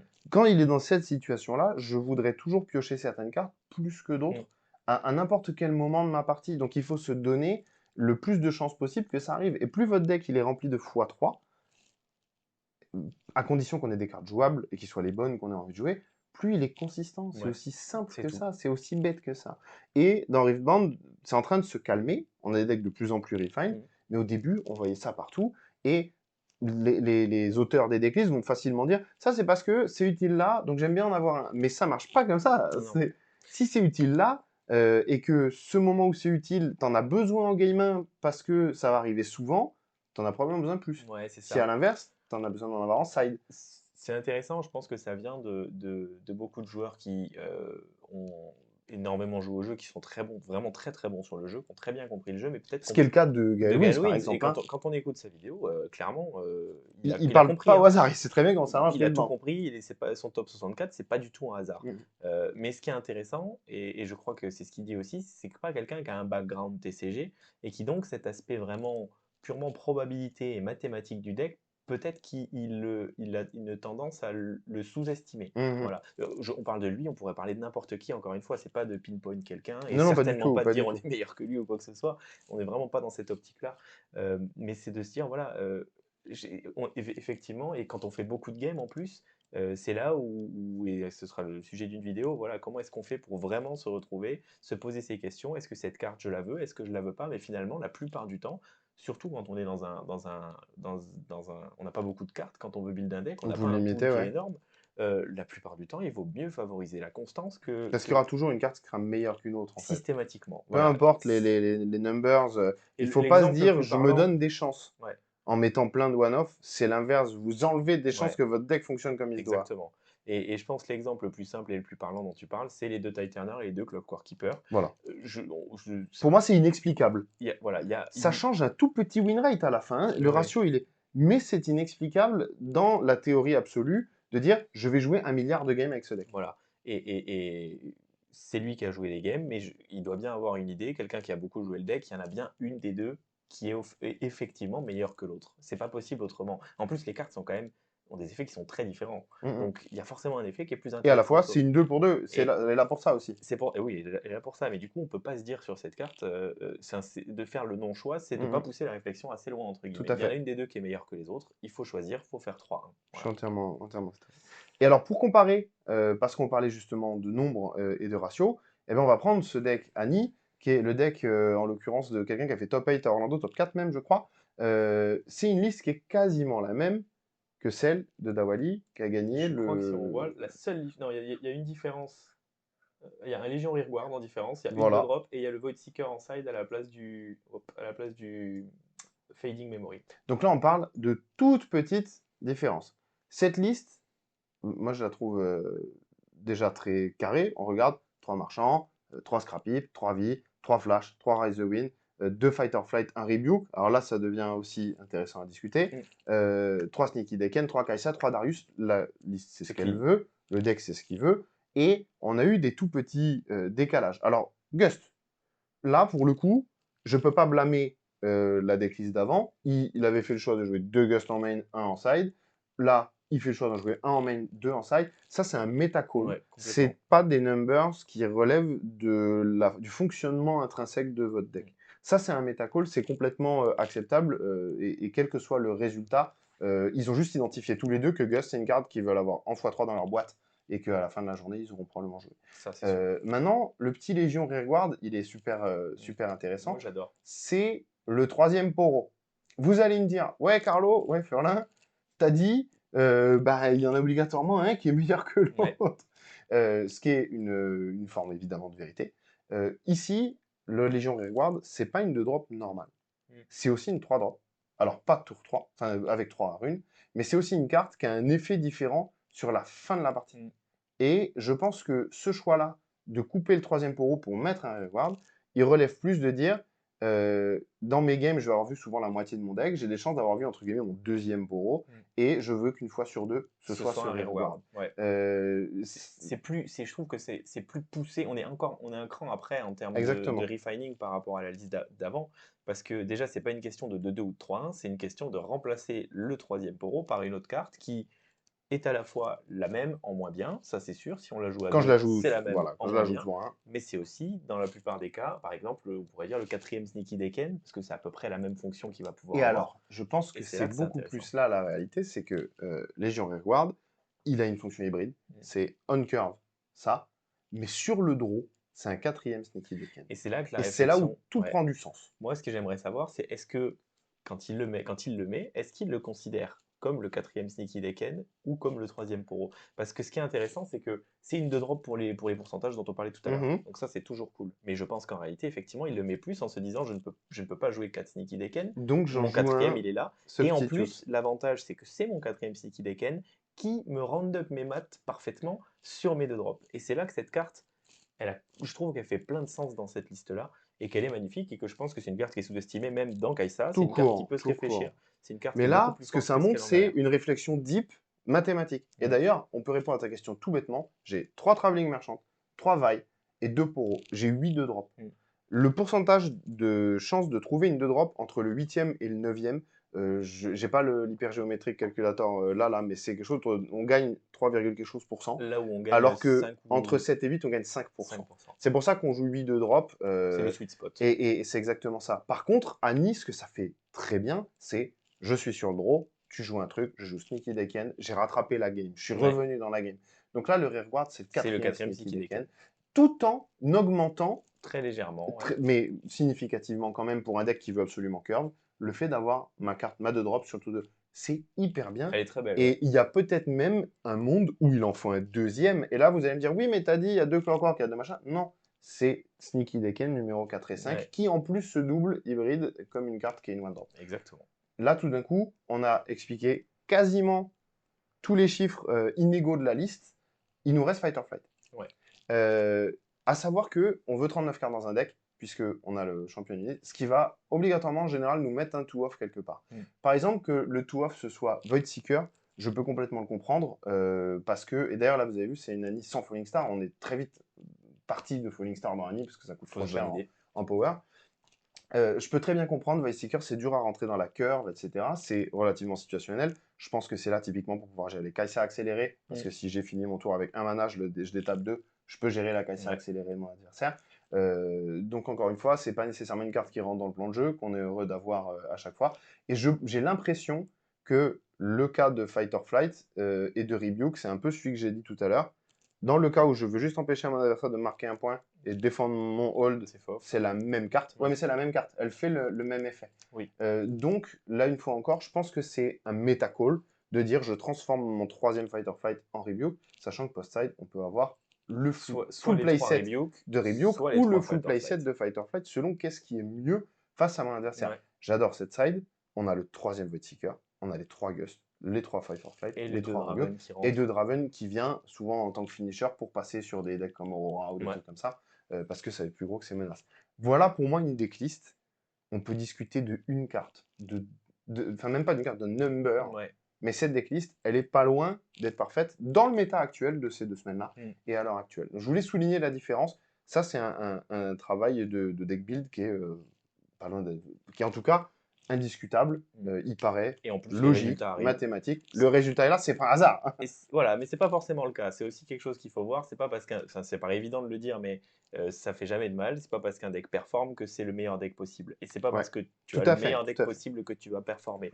Ce qui est intéressant, c'est que là, on commence à avoir des nombres. Déjà, ils sont plusieurs à jouer ce deck-là. Mm. Et ils ont joué beaucoup de rondes sur 2 gros tournois. Et ils sont nombreux à être arrivés dans le top. Donc on commence quand même à avoir. Et en plus, quand on fait la réflexion qu'on vient d'avoir, bah, il n'y a pas grand-chose à redire au deck. Là où sur plein d'autres decklists, on pourrait aller pinpoint des petites Là, on choses. peut aller faire des méta calls. Ouais, après, c'est du choix. Voilà. Voilà. Et effectivement, et par exemple, pour avoir un deck parfait et faire un métacall et se retrouver avec ce qu'on n'a pas prévu, et se retrouver à sous-perf parce que, je sais pas, on décide de passer à 3 guests et finalement on joue que contre des Aurora. C'est pas le deck est bien, mais on n'a pas fait le On bon a choix, mal quoi. choisi. Mais ça, c'est un autre débat. Voilà, Voilà. la liste est refined, elle est tweaked correctement et C'est pour elle moi, est beaucoup moins incohérente que d'autres qu'on a pu voir. de tout ce qu'on a vu depuis le début, c'est probablement la liste la plus propre et la meilleure liste en termes de deck building Ouais, pur qu'on ait eu sur Riftbound jusqu'à maintenant.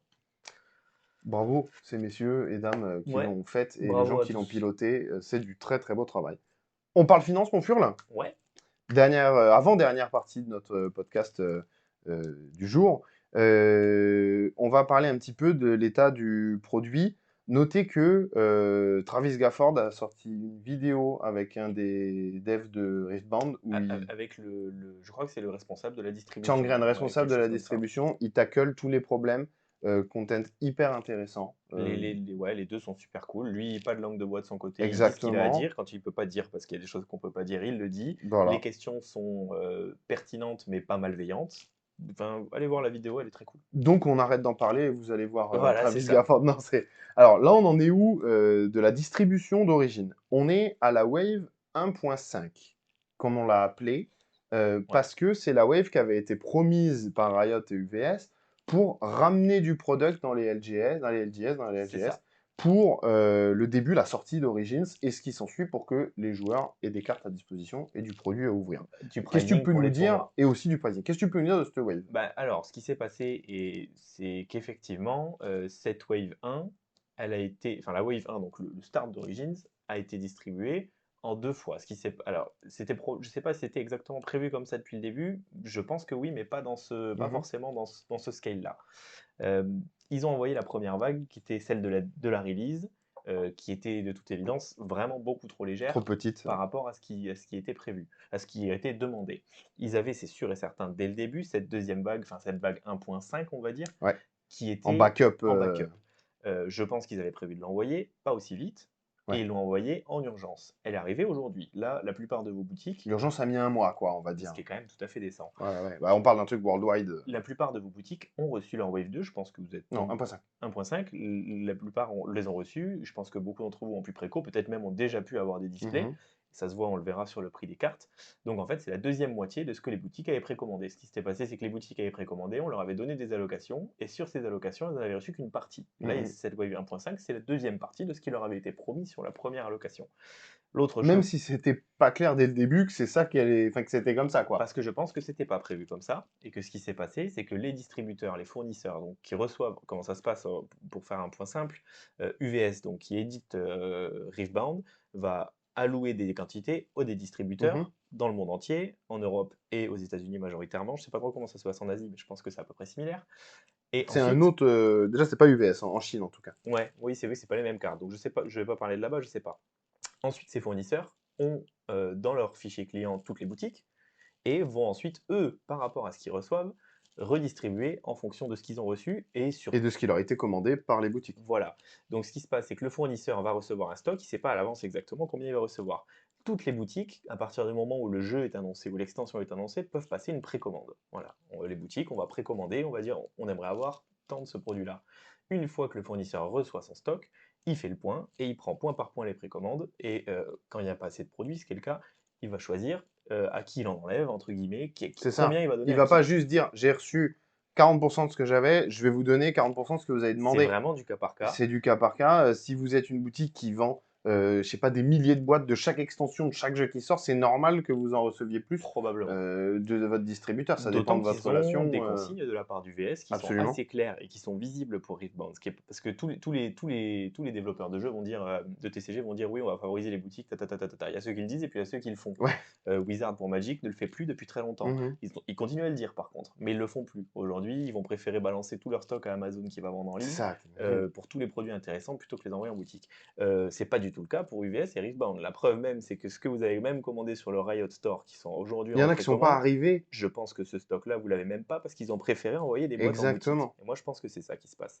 Donc, le fournisseur, le distributeur, va recevoir des consignes du VS pour la distribution. Je pense que c'est en fonction de la fréquentation. Voilà, nous, par exemple, on n'est pas une boutique en ligne. Enfin, on est une boutique en ligne, on n'a pas de boutique physique, donc on n'est pas prioritaire par rapport aux boutiques physiques, ce qui est tout à fait normal. Donc, on aura Mais forcément un petit peu. heureusement, tu Mais vois, c'est ce que je heureusement, dis on est tout le bien temps quand on d'accord, parle. Je dis, c'est tant mieux que ce soit on comme ça. aura moins que les boutiques qui organisent des tournois, c'est très bien, et s'il vous plaît que ça continue comme ça, on est d'accord.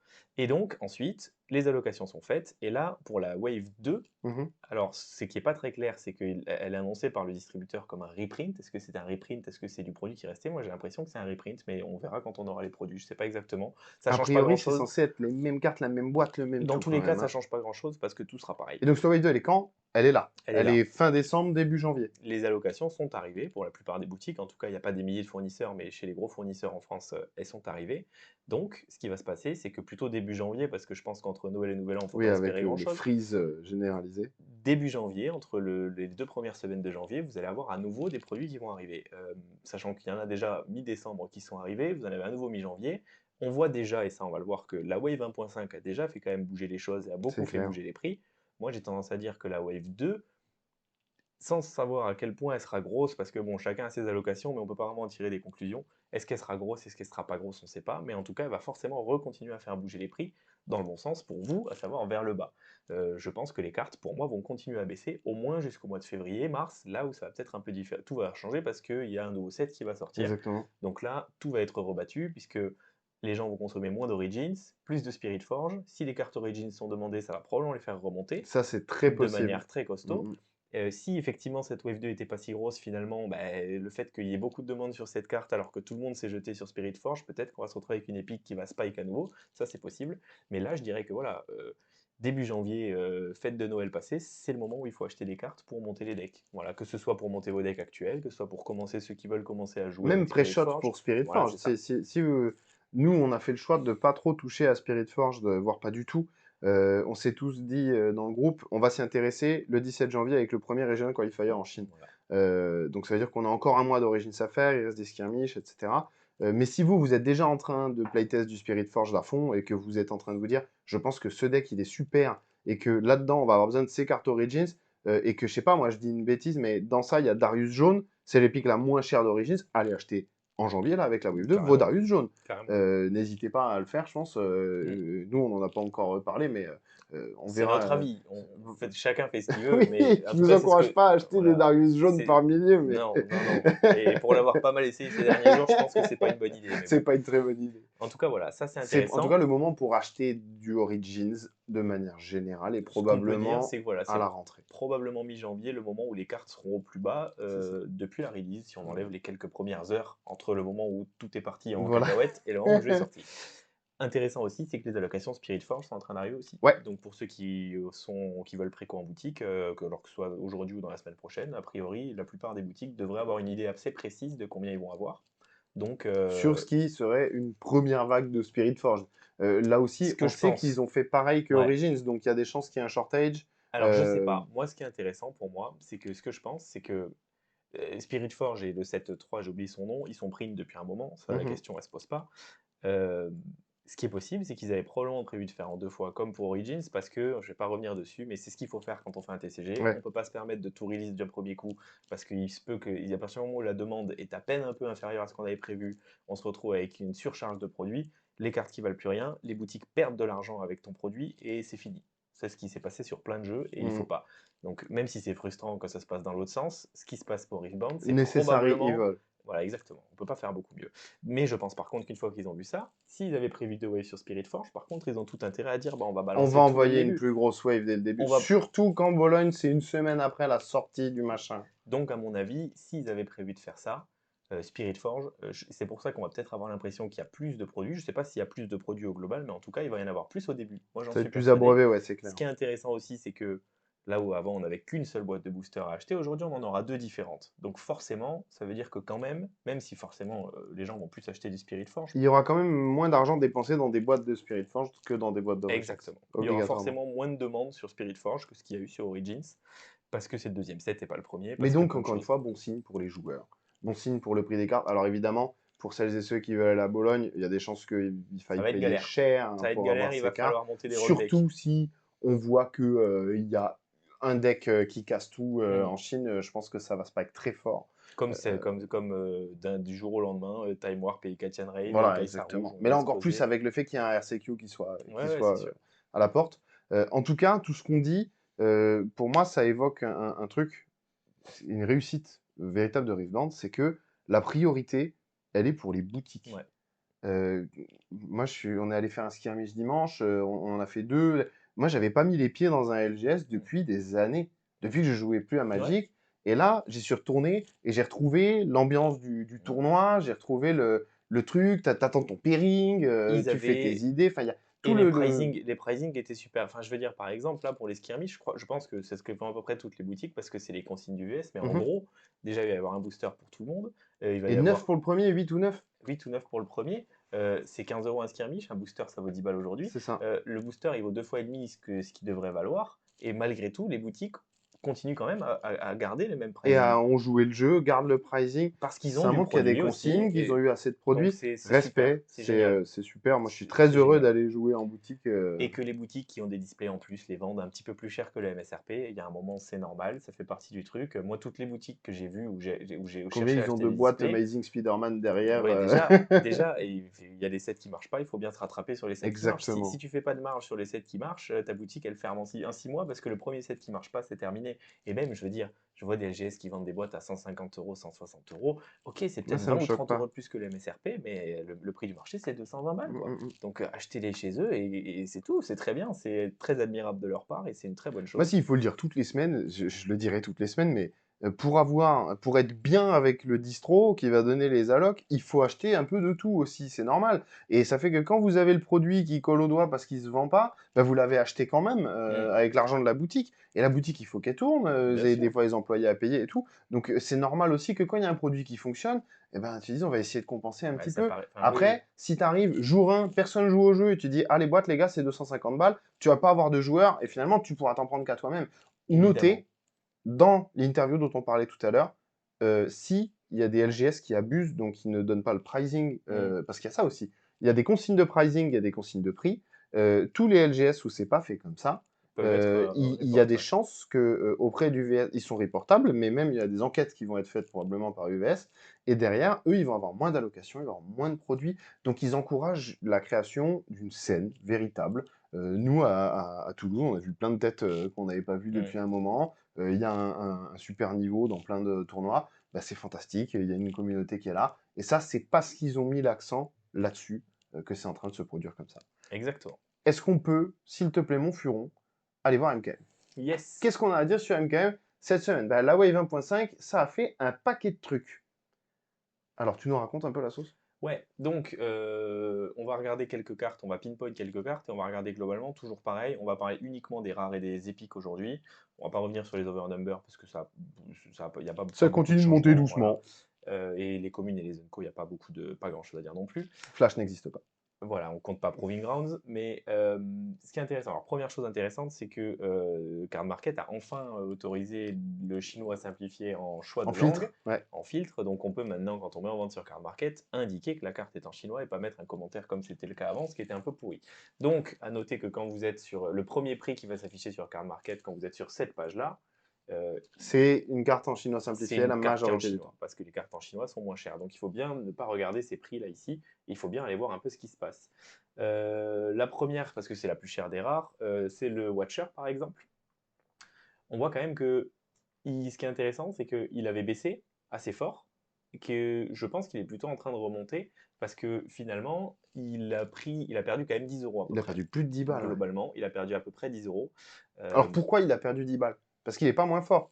oui, oui, oui, il n'est pas moins fort, tout à Parce que fait. c'est une rare. Voilà, ce qui se passe, c'est ça. Et c'est que j'ai pas mis le screen d'ailleurs, j'avais dit que je le mettrais. Ce qu'il faut voir, c'est qu'effectivement, c'est une rare. Une rare, vous en avez deux par pack, vous en avez 48, Ou 3. deux ou trois, ou une si vous avez le booster Le à God l'envers. Mais Pack. en gros, vous avez 48 rares par boîte. Il y a, je crois, 80 et quelques rares différentes dans le set, ce qui veut dire que quand vous ouvrez deux boîtes, vous avez toutes les. Non, on va grossir les chiffres. Mathématiquement, on Vous est avez à peu près une censé copie de chaque rare. avoir une chance d'avoir une copie de chaque. Si on compare avec les épiques, parce que là on parle de ça, en comparaison avec les épiques. Les épiques, il y en a 6 6 par par boîte, boîte, 42 il y a épiques. 42 épiques, donc il vous faut 7 boîtes mathématiquement pour avoir une copie de chaque équipe, donc entre 2 et 7. Ce qui veut dire que Donc quand... vous avez un playset de votre rare pour avoir une de votre épique. Exactement, à peu près, c'est à peu près ça. En gros, c'est ça. Donc quand on va rajouter du produit, ce qui est en train de se passer, qui va s'ouvrir, forcément, il va y avoir en pourcentage beaucoup plus de rares qui vont arriver que d'épiques. Ce qu'il faut mettre en proportion, c'est que, bah, par exemple, si on prend un Watcher et une Kai'Sa rouge, euh, c'est des cartes qui vont. On peut jouer 3 Kai'Sa, on peut jouer 3 Watcher, c'est la même Mhm. chose. La demande pour ces cartes-là, on va dire en termes de chiffres, va être les mêmes, quoi. C'est 3 par tête. Voilà, c'est 3 par tête, c'est les Dead Bloom, on en joue 3 la plupart du temps. Donc finalement, quand on va rajouter du produit, il y a beaucoup de rares qui vont arriver, et il y a un peu moins Et ceux d'épiques. qui ont déjà leur Watcher, ben, ils vont faire quoi? Ils vont les vendre. Ouais, Donc tout simplement, la quantité de produits qui s'est ouverte et la quantité de rares dans les displays fait que toutes les rares, et c'est constaté pour toutes les rares, ont plongé. C'est pas qu'elles ont fallen out of favor, c'est juste qu'il y en a plus. Voilà, on voit si la vous voulez courbe du regarder la courbe. Zonia. Darius, et comme tu disais, intéressant, ces derniers jours, ça remonte. Alors maintenant qu'il y a les cartes en chinois simplifié sur MKM, la courbe à droite, Average One, elle prend aussi en compte ces ventes-là. Donc il faut mettre un petit grain de sel, même s'il ne se vend pas énormément de cartes chinoises, ça va nécessairement faire baisser la moyenne de vente quotidienne. Tout à fait. Mais effectivement, bah, Darius, peut-être que c'est typiquement une carte qui est un peu plus résistante à tout ça, parce qu'elle est en x3 dans x3 dans Kai'Sa, Annie, elle est en x3 dans x3 dans Kai'Sa, Annie. x3 dans Darius, C'est la meilleure unit probablement du set 1 à pas avec le grand-chose Fox près. Donc qu'on avait juste avant. voilà, mais si on prend des cartes un peu plus discutables, par exemple Ah, Falling Star c'est un x3 dans Kai'Sa, mais finalement on voit qu'Annie le joue pas, Darius le joue pas, donc finalement le seul deck qui va jouer 3 Falling Star c'est Kai'Sa. c'est combien un Falling Star aujourd'hui? C'était 15 euros il y a quelques temps pour en avoir un à la maison. Là on est à 5 5 euros. euros, En 5 France, hein. euros 10 si vous êtes en français, voilà, pour 7 euros frais de port inclus, vous avez un Falling Star ici par exemple. Donc c'est vraiment moitié moins que ce que c'était C'est ça. il y a pas si longtemps. Encore une fois, parce que c'est une rare. On Voilà, peut checker Kiana, on peut checker l'aubergine. C'est pareil, elles ont toutes la même courbe. Parce que un volume, mm, le méta, mais quand vous avez le méta, il a une influence sur toutes les cartes. Mais si vous avez un très gros volume de cartes, ça fait une influence qui est moindre. tout à Alors fait. que si vous avez un petit volume de cartes, et c'est là où on en vient maintenant, Mm, ça va avoir beaucoup d'influence. exactement. Parlons des épiques. Juste pour finir Pardon. sur ces rares-là, elles sont toutes sur une courbe descendante. Par rapport à ce qu'on a dit tout à l'heure, pour moi, je ne vois pas de raison que ça s'arrête. Mhm. Globalement, elles vont toutes continuer à baisser, sauf, ben, on peut pas, là, Darius peut-être pas, le Fox peut-être pas, parce que la demande est tellement forte sur ces cartes-là. Le Fox, je sais pas, mais Darius, voilà, il est Moi, je suis joué, pas choqué de payer 8 euros pour mon Darius. Je suis choqué de payer 30 euros ma rare oui, pour le 37 Fox, toujours. mais 8 euros pour un Darius, je pense que moi, je trouve que c'est ça sera raisonnable dans ces eaux-là, encore une tant fois. qu'on n'est pas sur des print runs énormes, quoi. Si vous jouez les deux meilleurs decks de la méta, il y en a 3 dans chacun. Il y a aussi Darius qui peut en jouer. Mhm. Je sais pas si des gens jouent Jinx, mais tu peux peut-être jouer des Darius dedans, j'en sais rien. Dès que c'est rouge. En tout cas, oui, oui, voilà, c'est ça. Mais bon. Donc voilà. Pour les épiques, C'est une autre mayonnaise. c'est complètement une autre mayonnaise. Là, on voyait que la courbe elle est carrément dans l'autre sens. Ce qui est intéressant, c'est que la courbe est carrément dans l'autre sens. Kaisa, ça n'a jamais baissé Ouais. concrètement, et ça fait que monter en pente douce, mais à des prix qui là me gênent. Pourquoi voilà, donc pour avoir une Kai'Sa aujourd'hui, on est à 66 euros. Non, Un allez, en anglais, Allemagne, 70 euros. voilà. Voilà. Et encore en Allemagne, souvent, ça fait des frais de Des frais port de en port un peu DHL plus à chers. 15 balles. En On peut gros, 70 € 70 € pour avoir, une copie de Kai'Sa.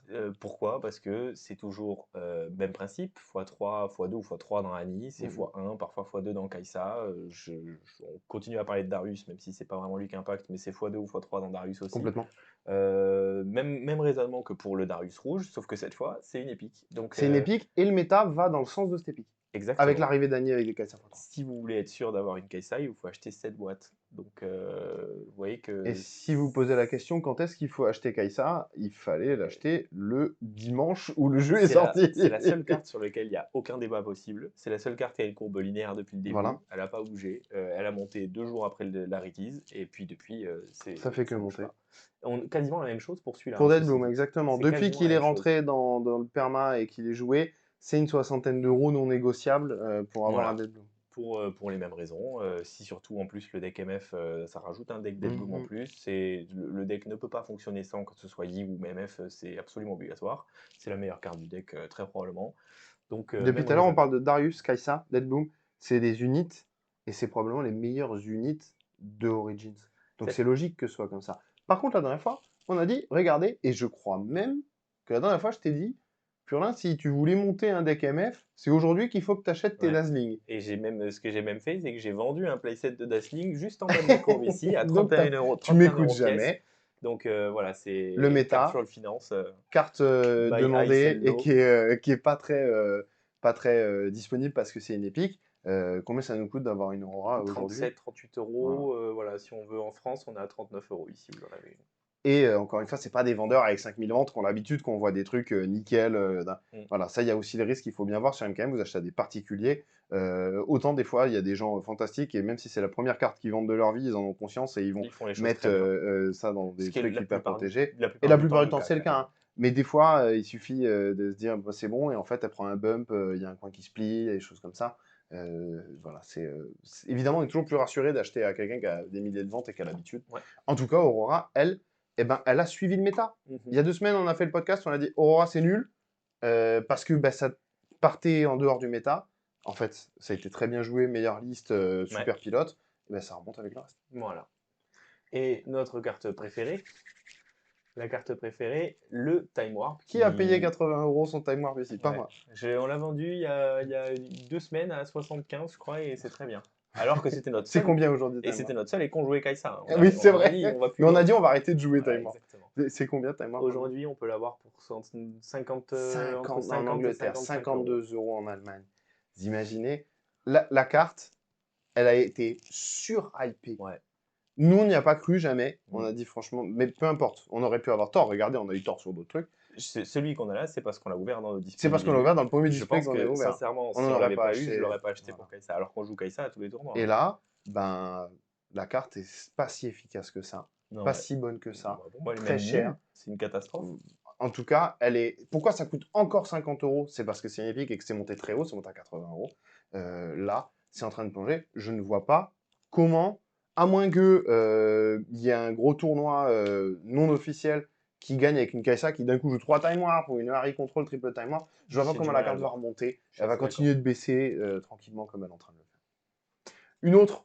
La même catégorie de cartes, on peut les mettre ensemble et pour les mêmes raisons un petit peu d'ailleurs. Alors, pas exactement quand même. Bah, alors, Alors, Showstopper, oui. Ça a voilà. été super hypé. Showstopper, et ça s'est fait, je pense, je ne me souviens plus, c'était le premier, un des premiers, le premier 10K à Ouais. Vegas. Premier 10K Parce qu'il y avait eu les deux, gagné les deux. par un gars de la team Challenger CCG qui Voilà. joue 7. Et il y avait aussi l'autre top 8 qu'ils n'ont pas joué au final, mais où il y avait aussi un ou deux sets dans le top 8. Showstopper a pris 12 ou 15 € pièce en 2 jours. C'était voilà, le 30 novembre, c'était 56 euros en C'est par moyenne là. un Showstopper. C'est redescendu énormément. Bah, on l'a vu, on en a parlé tout à l'heure. 7, c'est pas si hype que ça.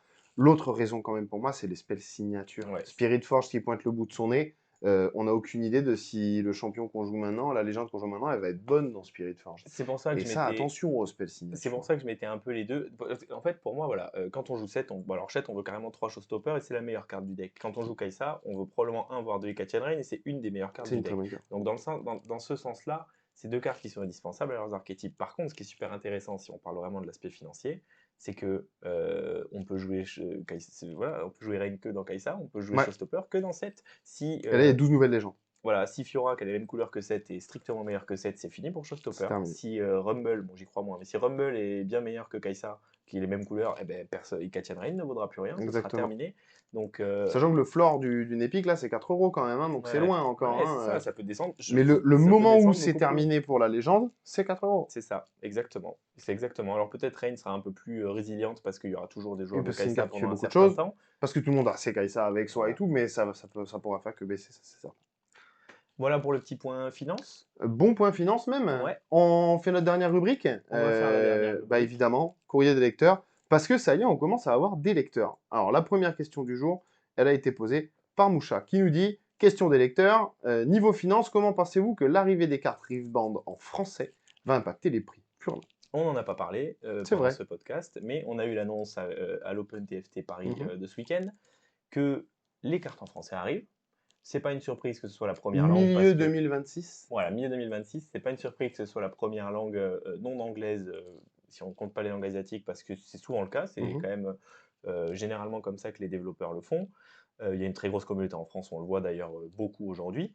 Et donc, ce qui est intéressant, c'est voilà, comment est-ce qu'ils vont s'organiser pour rattraper, pour faire. Parce que ce qu'ils ont annoncé, c'est qu'il va y avoir Origins, a priori, au milieu de l'année, qui va sortir en français, Ouais, et Spirit Forge dans la suite. ouais. Donc, on va avoir un décalage qui va se créer. Parce que c'est comme ça qu'ils l'ont annoncé. Il y aura un décalage entre les releases françaises et les releases anglaises. Ce qui est intéressant, et c'est Travis Gafford en parle dans sa vidéo avec, j'ai oublié son nom, le Changren. responsable de la Je crois que c'est distribution. Changren. Euh, qui dit, quand tu lui poses cette question, le responsable de la distribution dit que ils ont pour but de rattraper petit à petit le retard Tout. jusqu'à un moment où ça va Voilà. arriver, tout va être au même moment. Donc c'est difficile de voir l'impact. Ce qui est sûr et certain, c'est qu'il va y avoir plus de cartes, d'une manière ou d'une autre. Alors est-ce Mhm. que dans 6 mois, ce sera toujours aussi compliqué en termes de... Je pense que dans 6 mois, Normalement, tout le non. monde aura du Normalement, Origins, on tout le monde aura... aura du Ouais, c'est Spirit ça. Forge. Donc je pense que l'impact immédiat sera pas énorme. Ce qui est intéressant, c'est que ça va créer un nouveau marché. C'est le marché français C'est de ça. cartes françaises. Il y a beaucoup de joueurs, et dont on les croise beaucoup en boutique et tout ça, alors les croise moins en boutique, mais en tout cas qui ne veulent pas s'investir dans le jeu tant qu'ils n'ont pas les cartes en français. Et donc il y a cet aspect de Beaucoup de joueur-là, collectionneurs en français et aussi. beaucoup de collectionneurs, pour faire le parallèle le plus évident, c'est avec Pokémon TCG. Pokémon TCG, la plupart des gens que je connais qui sont français et qui collectionnent ne voudront jamais des cartes anglaises. Ouais. Ce sera soit des cartes françaises, soit des cartes japonaises parce qu'elles sont différentes, donc ça a du sens. Mais voilà, on ne veut pas de cartes Pokémon anglaises en France. Voilà, Mhm. c'est un peu différent sur Parce qu'on a Magic. un des pays qui parle le moins bien anglais aussi. Ouais, C'est c'est vrai. triste, mais... Mais c'est vrai, c'est très vrai, parce que dans les autres pays d'Europe, la plupart du temps, typiquement en Allemagne, ils vendent beaucoup de cartes Pokémon en anglais, mhm. on les voit beaucoup passer, c'est pas le cas en France, quoi. Et donc ça va créer un marché parallèle. euh, et la question c'est, est-ce que ces cartes vont alors plus cher que les cartes anglaises? Ça c'est difficile d'y Il y a des répondre. chances quand Je même. dirais il y a des chances, mais si je prends par exemple le parallèle avec Magic, où c'est un jeu qui est quand même majoritairement joué par des gens en plus souvent en moyenne avec un âge un peu plus avancé, donc qui Mhm. ont peut-être moins de problèmes avec le fait d'avoir des cartes anglaises par rapport à des cartes françaises. Si je compare à Pokémon, je Ouais, compare ouais, pas ouais. avec Bond, hein. Ben voilà, moi je vends énormément de cartes Magic en français et en anglais. Globalement, à part quelques exceptions, c'est sensiblement la même chose pour les Mhm. cartes jouables. Les cartes qui sont là pour être dans des decks, ça va être à peu près la même chose. Je pense qu'il va y avoir un peu de ça dans Riftbound, mais ce qui est sûr et certain, c'est qu'il va quand même y avoir des écarts sur certaines belles cartes. Elles vont probablement toujours Ouais. être un peu plus chères en français. Euh, Ceci dit, par rapport à la question de Mouchi, c'est est-ce que ça va impacter les prix des cartes Riftbound? oui, ça va forcément impacter les prix des cartes Riftbound. Moi, je dirais que de manière générale, la question, c'est toujours la question du print run. Est-ce que ce sera si c'est un petit print run, s'il n'y a pas beaucoup de cartes françaises, les cartes françaises vont valoir très cher, les cartes Mhm. anglaises ne vont pas être impactées par ça. C'est ça. Si au contraire c'est un gros print run, à ce moment-là, tous les prix des cartes vont baisser et il va y avoir ensuite ça va être, je pense, sensiblement la même chose entre une carte, pour la Ouais. plupart des cartes, l'acheter en anglais ou en français devrait coûter à peu près la même chose. Donc je pense qu'il ne va pas y avoir un impact énorme, si c'est ça la question directement, même si encore une fois c'est très dur de se projeter dans 6 mois, parce que Ouais. si dans 6 mois ils ont fait, On sait pas où ils vont, en on est à fait. la wave 8 de Origin et que le display est à 25 euros, je pense pas, hein. Mais bon, on verra. En tout cas, voilà, c'est difficile à Et dire. ce qui est sûr, c'est que pour nous en France, c'est plutôt une bonne nouvelle, puisqu'on imagine qu'ils vont vouloir push le jeu, Ah, mais c'est et une que donc il y super aura du nouvelle. produit en boutique. C'est une super nouvelle. C'est quand même, c'est quand même une Voilà, bonne nouvelle. alors si on revient sur le petit truc de distributeur, je vais expliquer comment ça fonctionnait et tout. Quand on est sur des produits français, alors certes, il n'y a pas que des boutiques françaises qui achètent des produits français, mais quasiment. Quasi Ça veut dire que majoritairement. sur ces print runs-là, ce sera exclusivement pour nous. Mhm. Quasiment exclusivement Ouais, pour bien nous. sûr. Donc, si le print run est petit, ce sera peut-être un peu plus cher, mais ce qui est sûr, c'est qu'il y aura des produits qui nous n'intéresseront quasiment que nous. Ouais, Voilà, ouais, ouais. ça c'est intéressant. Donc voilà pour la question de Moucha. Eh ben, on a une autre question, et c'est émouvant parce que c'est notre première question dans un commentaire YouTube. Merci à toi, Belforest, de nous avoir posé la question. Tu nous demandes, aimeriez-vous ou pensez-vous qu'une banlist pourrait arriver prochainement, notamment pour le renard qui est omniprésent? Le renard, c'est évidemment le fox, le Thousand Tailed Watcher, ou bien on va rester comme ça jusqu'à Spirit Forge? Alors pour moi, il y a deux questions, entre guillemets, dans une. Est-ce qu'on va rester comme ça jusqu'à Spirit Forge? Moi, je ne vois pas du tout pourquoi on aurait besoin de ban une carte. Mm. Le fox est omniprésent, mais il est dans tous les archétypes qui jouent bleu, donc déjà, c'est pas malsain pour le méta, dans le sens où on va pas retrouver qu'une seule légende et qu'un seul truc. Son prix, il est malsain, par contre, ça oui, j'en ai dit tout à l'heure pour une rare.